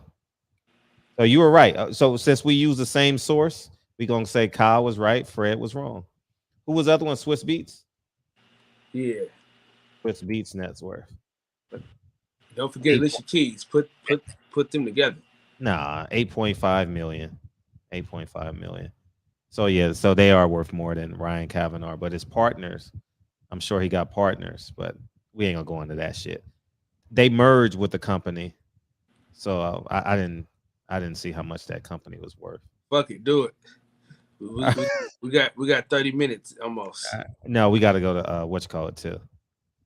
What you call it? With the champ. Yeah, cooking with the champ. But we'll do. Who was that? Ryan Cav. Who was that? Triller. Triler. Triller. Triller's net worth. Triller's net worth. Ryan Kavanaugh Triller aims to go public direct with a $5 billion evaluation. God damn. Wow. Man, Triller worth $5 billion, man. The motherfuckers. Triller now claims it's worth $10 billion, so it's probably worth $3 billion. Nah, he got a long way to go, man. They gonna buy his lawyer. See what happens in big cases like that, a lot of times, is they mediate on purpose because the other lawyers getting paid. So we'll just mediate. We'll just keep charging them. Just keep charging them. And they allies. So a lot of lawyers are allies. So let's go cooking with the champ. He's ready to come in. Let me set it up. So how we frame the question, you were 100% right. But Triller is worth about $5 billion. So, but how I framed the question, I was wrong, Kyle. You were right.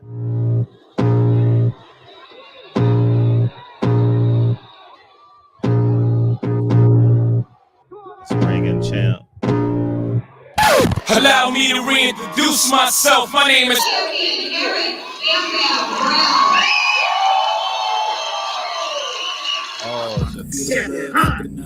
Take it big, Fred. Champion Heart. What's going on, Champion Heart? Ready for a demon. I got eyes in the back of my head. I'm seeing. Take me for granted, and you know I'm leaving. I'ma take what's mine with the webs I'm weaving. I could take this crowd from seeing to believing. Got a taste for blood, my tongue keeps bleeding from the words I spit. So sharp, so freezing, so cold. Behold, frostbite they feeling. I could tear you apart, or I could go heal them. Don't believe. All right, thank you for joining me for another episode of Cooking with the Champ. Okay, what we're gonna do today is we're gonna do something real easy, real simple. That's what this channel is about.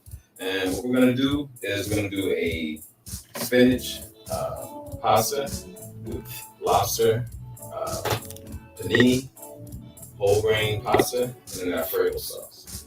Okay. All right. Now, you want real lobster. The best way to do this is to actually buy lobster tails. It's a little costly, but it's manageable because they actually have a imitation pasta. Imitation lobster. I will not advise eating that. Anything that says it's imitation is definitely not good for you. So what we're gonna do is we're gonna go ahead and we're gonna unlodge these meat out of the lobster tails here. And this is going to be the meat that we use in our pasta. Okay, it's that easy. Okay, separating the. All right, and we're just gonna pull that up. Okay, this one the same way. All right, and this is what we're going to use to go into our pasta. So once you dislodge your lobster tail, go ahead and wash them off. Okay, it's important that you do that. Okay, all right. We're going to go ahead, cut them up, and we're going to share it on top of the stove. All right, what I've done is, as you can see, I've added an extra tail. When you buy these lobster tails, they usually come two on the shell, and you just kind of determine, how much of it you're going to use. Okay, so what I'm going to do before I share them in the skillet, I'm going to go ahead and cut them up. All right, and season it.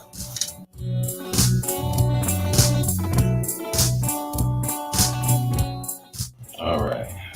Okay, so what we're gonna do is we got our dash original seasoning. All right, we're gonna use about a tablespoon of that. We're gonna use our Old Bay seafood seasoning. We're gonna use probably about another tablespoon, maybe a tablespoon and a half of your Old Bay. All right, a couple pinches of sea salt, just a couple pinches. All right, and parsley. All right, so we got that done. Our lobster tails lobster tail meat is gonna go in the skillet. We're gonna shear it up and get it ready for our pasta. All right, once you get your water, this has come to a boil. You want to go ahead and add your pasta. Okay, we're gonna do 2 cups. Okay, we're gonna go ahead and stir that. A little trick that I like to use for your pasta is I add a little bit of avocado oil, probably about 2 tablespoons, and that just helps to keep the pasta from sticking. All right, and just a little bit of sea salt. That's all you need. Okay, that's equivalent of a couple of pinches. That just helps to tenderize your pasta a little quicker. Okay, all right, so we're gonna go ahead and get our vegetables done here. Get them ready to saute to go to our pasta. When we get done dicing that up, that's going to go on our skillet. We're going to saute that up with our mushrooms. Okay, all right. So what we're going to do is going to go ahead and add a couple tablespoons butter. Okay, with the tablespoon of Worcestershire sauce and a couple tablespoons of avocado oil. I'm going to saute these up.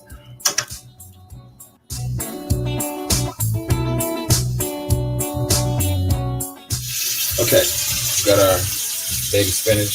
I'm going to go ahead and rinse that off, get that ready to go. Okay. And one of the things that I like to do before I like to cut my spinach up. Okay.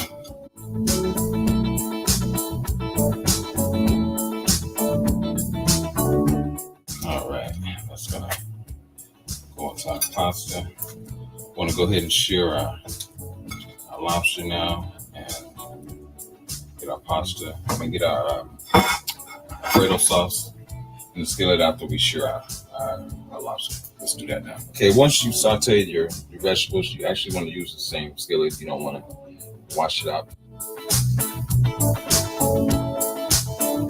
Add a tablespoon of Worcestershire sauce. Okay, and just by using the same skillet that you sauteed your vegetables, and that just savors the flavor. You just want to be sure that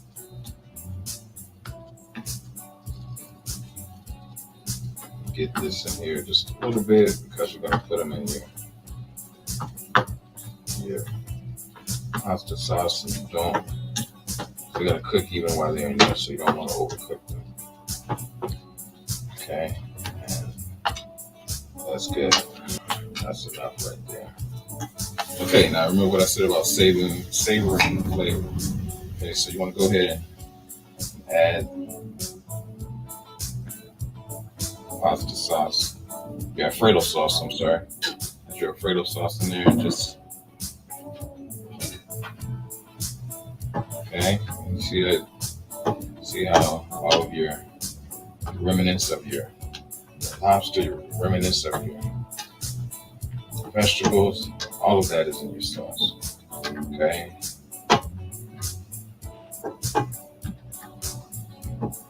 And that's what you want. Okay, we're gonna add our spinach to this. And you know your spinach is gonna cook down fast, so you don't have to worry about that. All right. So we've got our spinach that we've cut up. We'll go ahead and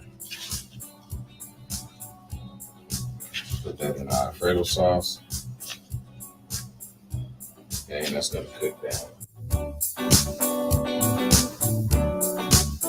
See, your spinach is really getting all of that flavor. It's getting all of the ingredients that you put in here. Okay, so they're gonna cook, absorbing all of that. Okay, and you want to go ahead and add your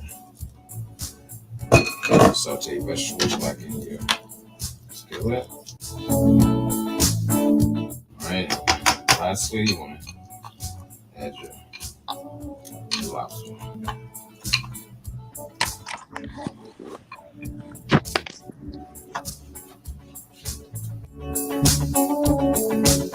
Okay, you're going to let that cook for about 20 minutes. And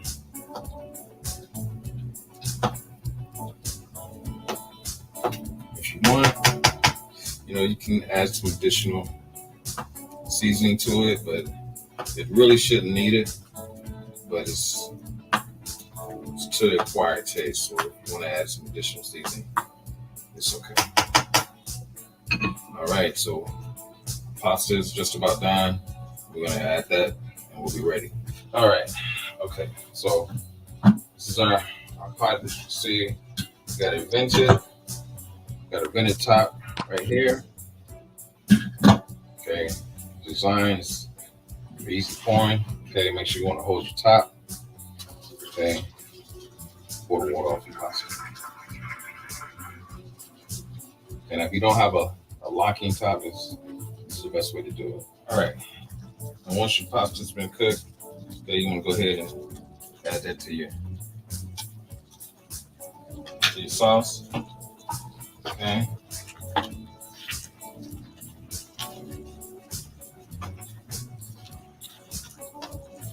And at this point, you really got your flame off because it's going to continue to cook and with no flame needed at this point because of the heat. All right, and although we cooked 2 cups pasta, we only needed 1 skillet, so no need to add any more. All right, now we're gonna get ready for the taste test. All right, and we're done. Okay, we got the spinach lobster pasta, And we just put nice little side dish of strawberries on the side. All right, let's get ready for the taste test. All right, and how is it? It's good. All right, so lobster tender. All right, and there we go. Okay, you got your lobster, spinach, pasta sauce. Tastes good.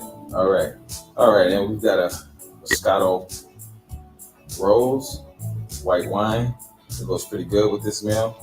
I'm not a wine connoisseur, but Moscato Rose is a pretty good wine.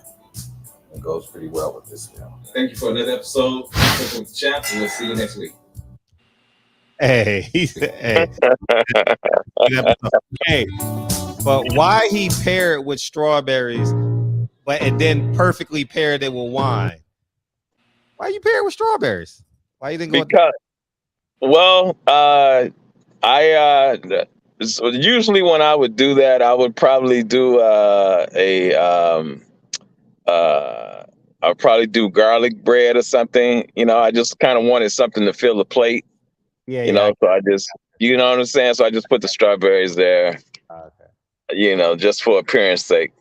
Okay. Everybody go subscribe to Cooking with the Champ, man. Now we know how to. Now we appreciate you, man. Thank you guys. Thank you so much, man. That shit was good. Most definitely, man. Most definitely, man. I enjoy cooking, and you know, I've gotten messages from cats, man, that you know, they say they actually learn how to do this, learn how to do that. So, you know, it's doing what I planned. So it's definitely coming together. No, that's what's up. Gotta make some short videos now, man. Yeah. I'm gonna start doing like I did that little info clip on the pancakes, blueberry pancakes. I'm gonna start doing more little. Yeah, you did. Yeah, I'm gonna start doing a little more info clicks like that, little just quick tips. You know, in between the longer videos, just to keep the algorithms, you know, going. Yeah, and it gives me more time to to come up with an idea to you know what meal to prepare. You know, man, can I speak on some of the stuff you guys are talking on tonight, man? Yeah, 1 second. Let me get 215. Okay, all yours. What's okay. Up? Fred, what's up, Fred? This is me, Fred. Hey, Fred. Hey, how much money I owe you? Fred, look, check this out. I called you earlier. I know. Talking about the, you know, about the concert and all that. I was just thinking about let's do it like, you know, you see how Al Heyman been fucked up boxing, right? Remember back in the day how I was talking about, you know what I mean? How to, you know, with the hip hop and all that. Remember he was the promoter with all the concerts. Yeah. And remember back then when he was the promoter for all the concerts? Yeah. What happened? He fucked that game up. People was getting killed. People was getting trampled. Yeah. They were suing Al Heyman. You're right. People was getting their money back. He's a damn loser. Now he comes to boxing and fuck boxing up. Yeah. The boxing was fucked up long before I'm gonna make it quick. Yes. I'm from Philly. Just when my man was just talking. I come off of 22nd and Lehigh, right around the corner of the gym around there where Bernard Hopkins used to train every day. Every day I used to watch him. Because he took my nephew up under his wing. My nephew is going to be the next Bernard Hopkins. But you know, if you ain't focused in Philly and boxing like Boots is, that's why you think Boots' father is up under him like that. He's not going to lose his son to these Philadelphia streets. Right. Because soon as a father in Philadelphia, and you know your son is good, you turn your head, your son is out there. Right. When he's supposed to have been in the gym putting that 8 hours in or whatever, or sparring. Right. So, you know, Al Heyman, man, get him the fuck on up out of here, man. Like, he just messed boxing up, man. He just messed it up, you know. I don't want to hold the line up too long because I already made my point, you know, what I said earlier. But I want to say one thing. Kyle, I seen you on TV the other day, Kyle. You thought I ain't see you. You got the UFC, right, Kyle? Yeah. I was on there. Yeah, I seen you. Yeah. They had the camera on you. I seen you shining. Know what I mean? You was dapper. You was that man.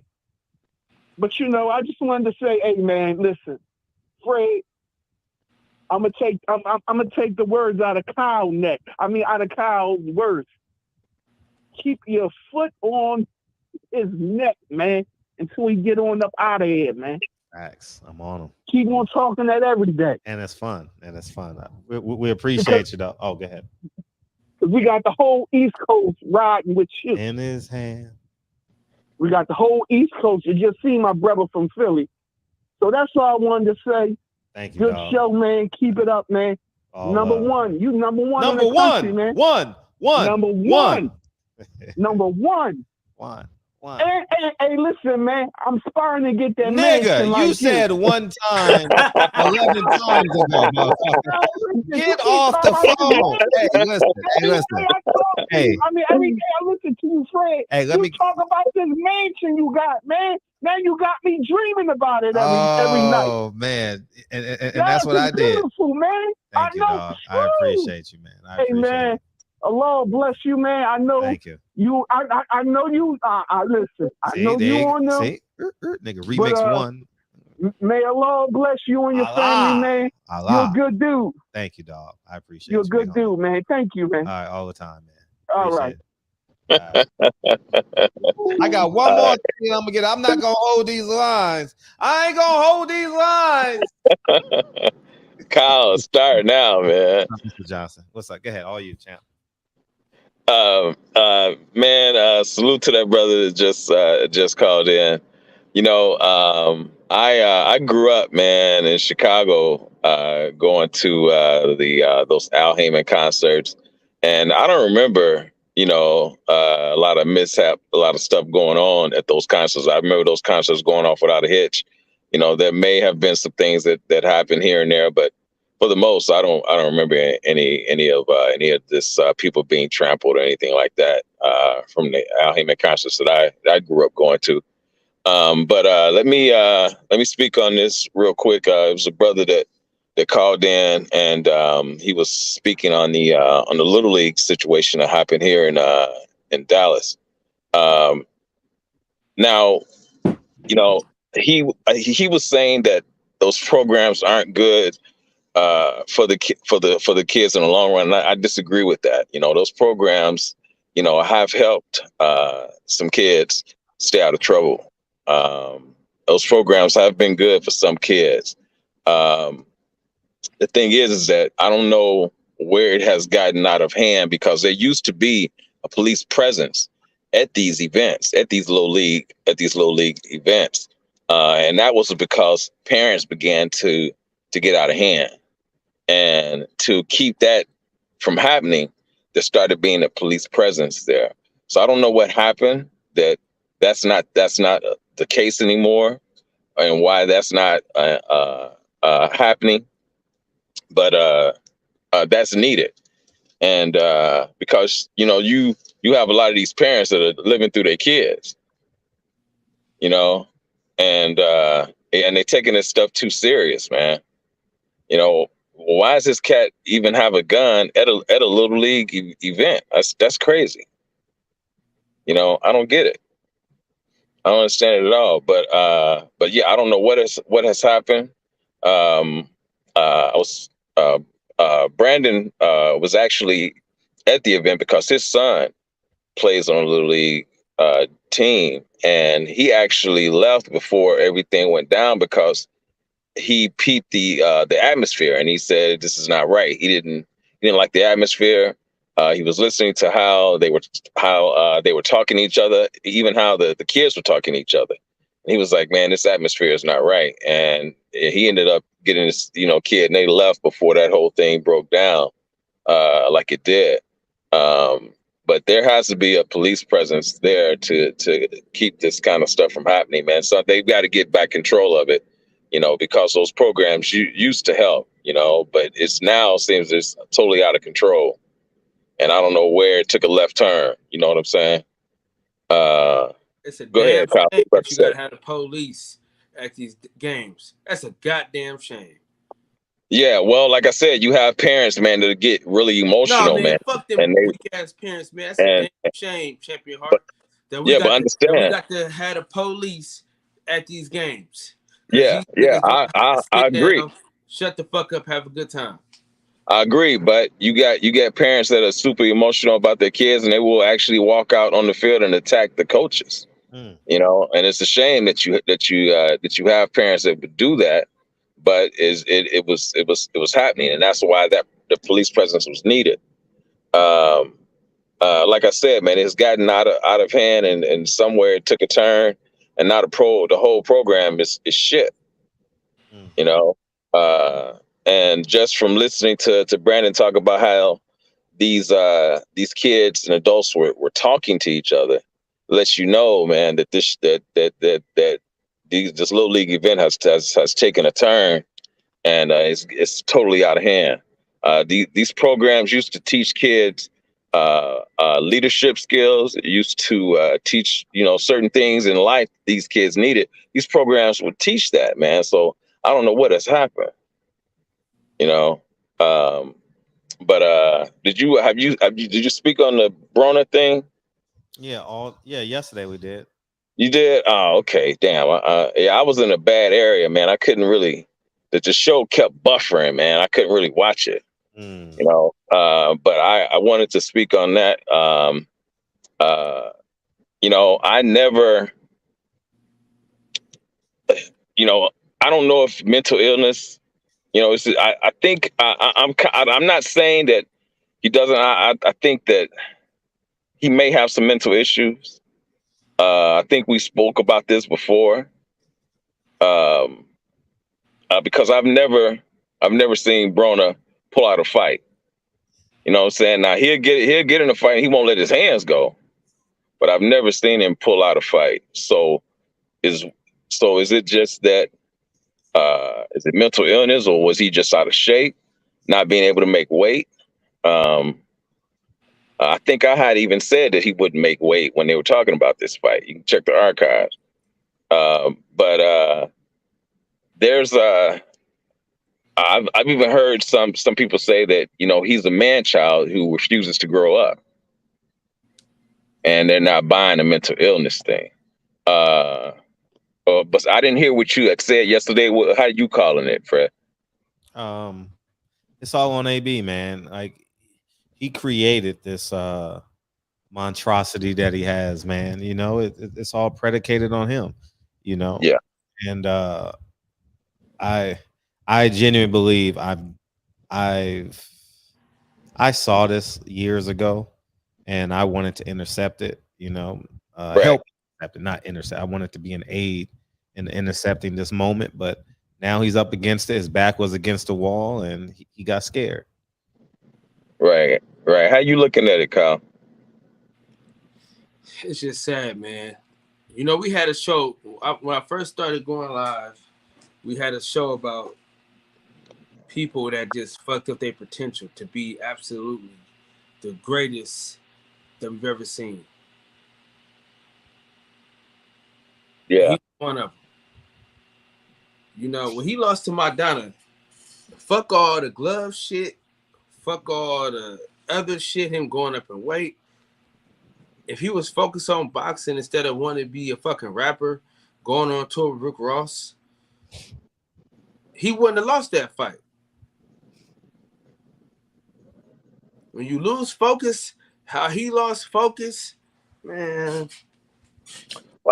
I think Madonna was too big. Really, I think he shouldn't have tried to. He was skipping weight classes, looking for money fights. I felt he should have stayed at a lower weight class and just kind of dominated. Instead of just jumping, weight classes looking for money fights. But I just think if he was focused, that he would have won. Yeah. Because I think he like Madonna just knocked him down. We forget that the fight lasted 12 rounds. It wasn't no fucking knockout. Yeah. Right. And he was rolling at the end of that fight. Yeah. I think he just didn't want to put in the work, to to build up to that, man. I don't know, but man, I appreciate you, brothers. All love. Yeah. I gotta call the dispatcher and see what's going on with this load, man. Yeah, All right, much love to you, brothers, man. All right, man. All right, now. I just put it in the chat, man. Make sure you guys go subscribe to Champion Heart, man, and Cooking with the Champ. Hey, so we got. All right, appreciate you. All right. So we got to take police off the street and put them in Little League games. That's crazy. Hey, what do you say? It's the white man I should fear, but it's my own kind doing all the killing here. One more time. And they say it's the white man I should fear, but it's my own kind doing all the killing here. Damn shame. Yeah, we killing niggas, man. We taking off the street. Nah. I think we really need to watch parents and uncles and aunties as opposed to going to, instead of patrolling the streets. That shouldn't even be a thought. The police officers should be coming to give inspirational speeches how they played there when they was 8 years old and how it inspired them to be a police officer and a role model in the community. I remember I was taught that men in uniforms are role models. I remember. I believed it. Shit. Anyways, man. Got to start the show. Goddamn shame. Yeah, it's not cool at all, cop. Yeah, this shit corny as hell, man. Motherfuckers killing each other, man. That shit. Woof. Damn shame. That's it. I mean, it's just a goddamn shame, man. Hell no, man. Fuck these niggas, man. I'm sick of nigga shit, man. Yeah. And KB hit me in the DM. He was like, "Yeah, I told you it was 77%. Chicago just eclipsed 400 murders."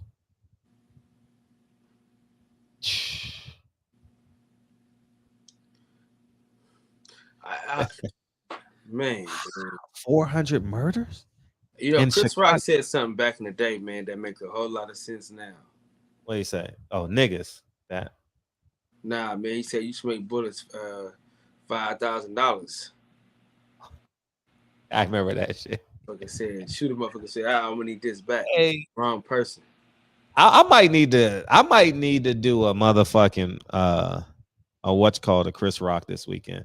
I'm doing a cleanse this weekend, so I'll be home after the wedding, and I might need to watch two Chris Rock specials just to re-alkaline myself, man. Because when Chris Rock talk, I'll be like, I be thinking the same thing. We gotta get shit together, man, as a unit. Yeah. Hey, I'm surprised Chris Rock wasn't called a coon before the Will Smith. Was he ever called a coon, Chris Rock? I don't know. A lot of black people don't think he's funny, but I think he's hilarious. But now with this woke generation, shit, I mean, he would be considered a coon in this woke generation. I mean, what he said that was coonish. No, it's not coonish, but he believes in accountability. Chris Rock is accountable. His whole comedy skit is about accountability. Yeah, most definitely. Yeah, it's about accountability, man. But yeah, man, the white man, man. It's the white man. And they say it's the white man I should fear, but it's my own kind doing all the killing here. Yeah, a white man killed that 43-year-old dad in the park yesterday. A white man did it. White man did it. It was the white man. It was post-traumatic slave disorder. Hey, dog, you took, Nick. You know I was about to say Michael Fuller name, didn't you? When you said that, I was about to say, "Here come Michael Fuller," and then you said that shit. Oh yeah, he's about to get the post-traumatic slave disorder. Yeah, that's why. Man. See, people don't understand that if we claim post-traumatic slave disorder, white people can claim it too. Why I gotta work? I'm stressed out. I gotta work now. Shit, I'm used to niggas working for me. It's the same thing. Like, it's the same counter argument. post-traumatic slave. I understand like the struggles, and I'm not being disrespectful at all. But man, I ain't never picked cotton in my life. I don't even know what that looks like. Like I seen it in museums, and you know, and like when I used to watch slave movies and shit. But the worst days of my life, I was still able to go to school and get an education, and you know what I mean, and you know, it's yeah, man. We under the laws of white supremacy. White supremacy X. I'm telling you, man, white Jesus and his white friends, man. That should be the new cartoon. Jesus and the white friends. I mean, that's pretty much what it is anyway. They just renamed him. They named him Fireman, Spider-Man, Superman, you know, but it's basically Professor X is Jesus, you know, and everyone else is 12 disciples. You know? Yeah, I don't know what the hell you talking about, Fred. Hey, Jesus and his white friends. Like that should be a cartoon. Why you saying what the hell Jesus got to do with this? Because that's who's gonna save him.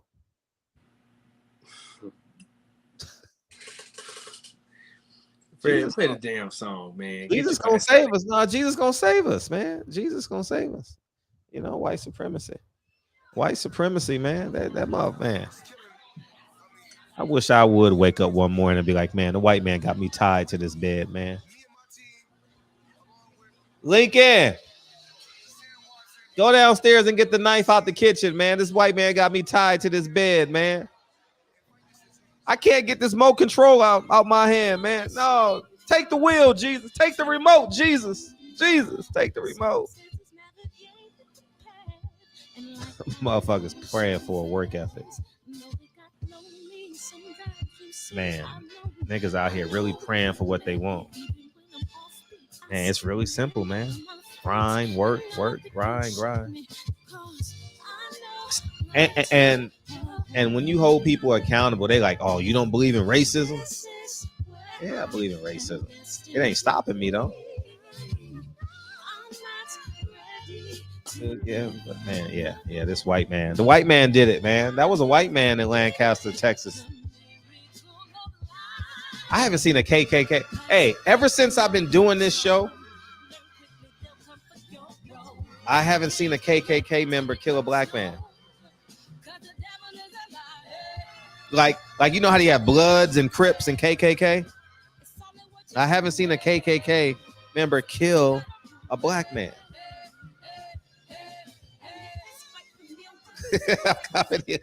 Like, no, I mean like you know how people throw up the blood sign and a Crip sign? I ain't never seen a KKK member kill a black man. Like, I'm a KKK member, nigga. I'm a KKK member. Cracker, nigga. What's cracking, Cracker? I ain't seen that, Kyle. I ain't seen it. I haven't. Send me the video if you have, because I want to clown his ass. If they did it, yeah, they did it. But I'm willing to bet you it's like 100. If it is, it's like 1,000-1. 400 murders in Chicago, and we only 8.5 months in. Man, they need to blow that city up.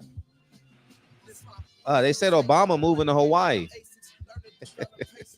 Obama like, fuck this shit. Shit. Farrakhan said, I can't help these niggas. Shit, man, keep on selling them bean pies. Bean pie.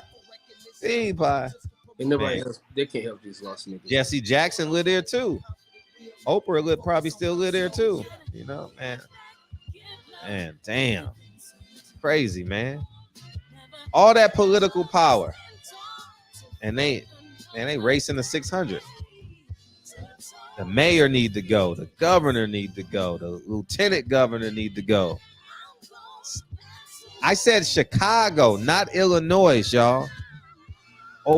They hit 400 murders in Chicago, man. That's over 1 a day. That's like 2 a day. I said in one city. They killing 2 people a day in one city. Yo, that's crazy. Love y'all, man. That's insane. That's fucking insane. Love y'all, man. That was a fun show tonight, man. Make sure you tell the white man to tell him what you want. If you sick and you can't get healed, tell the white man what you want.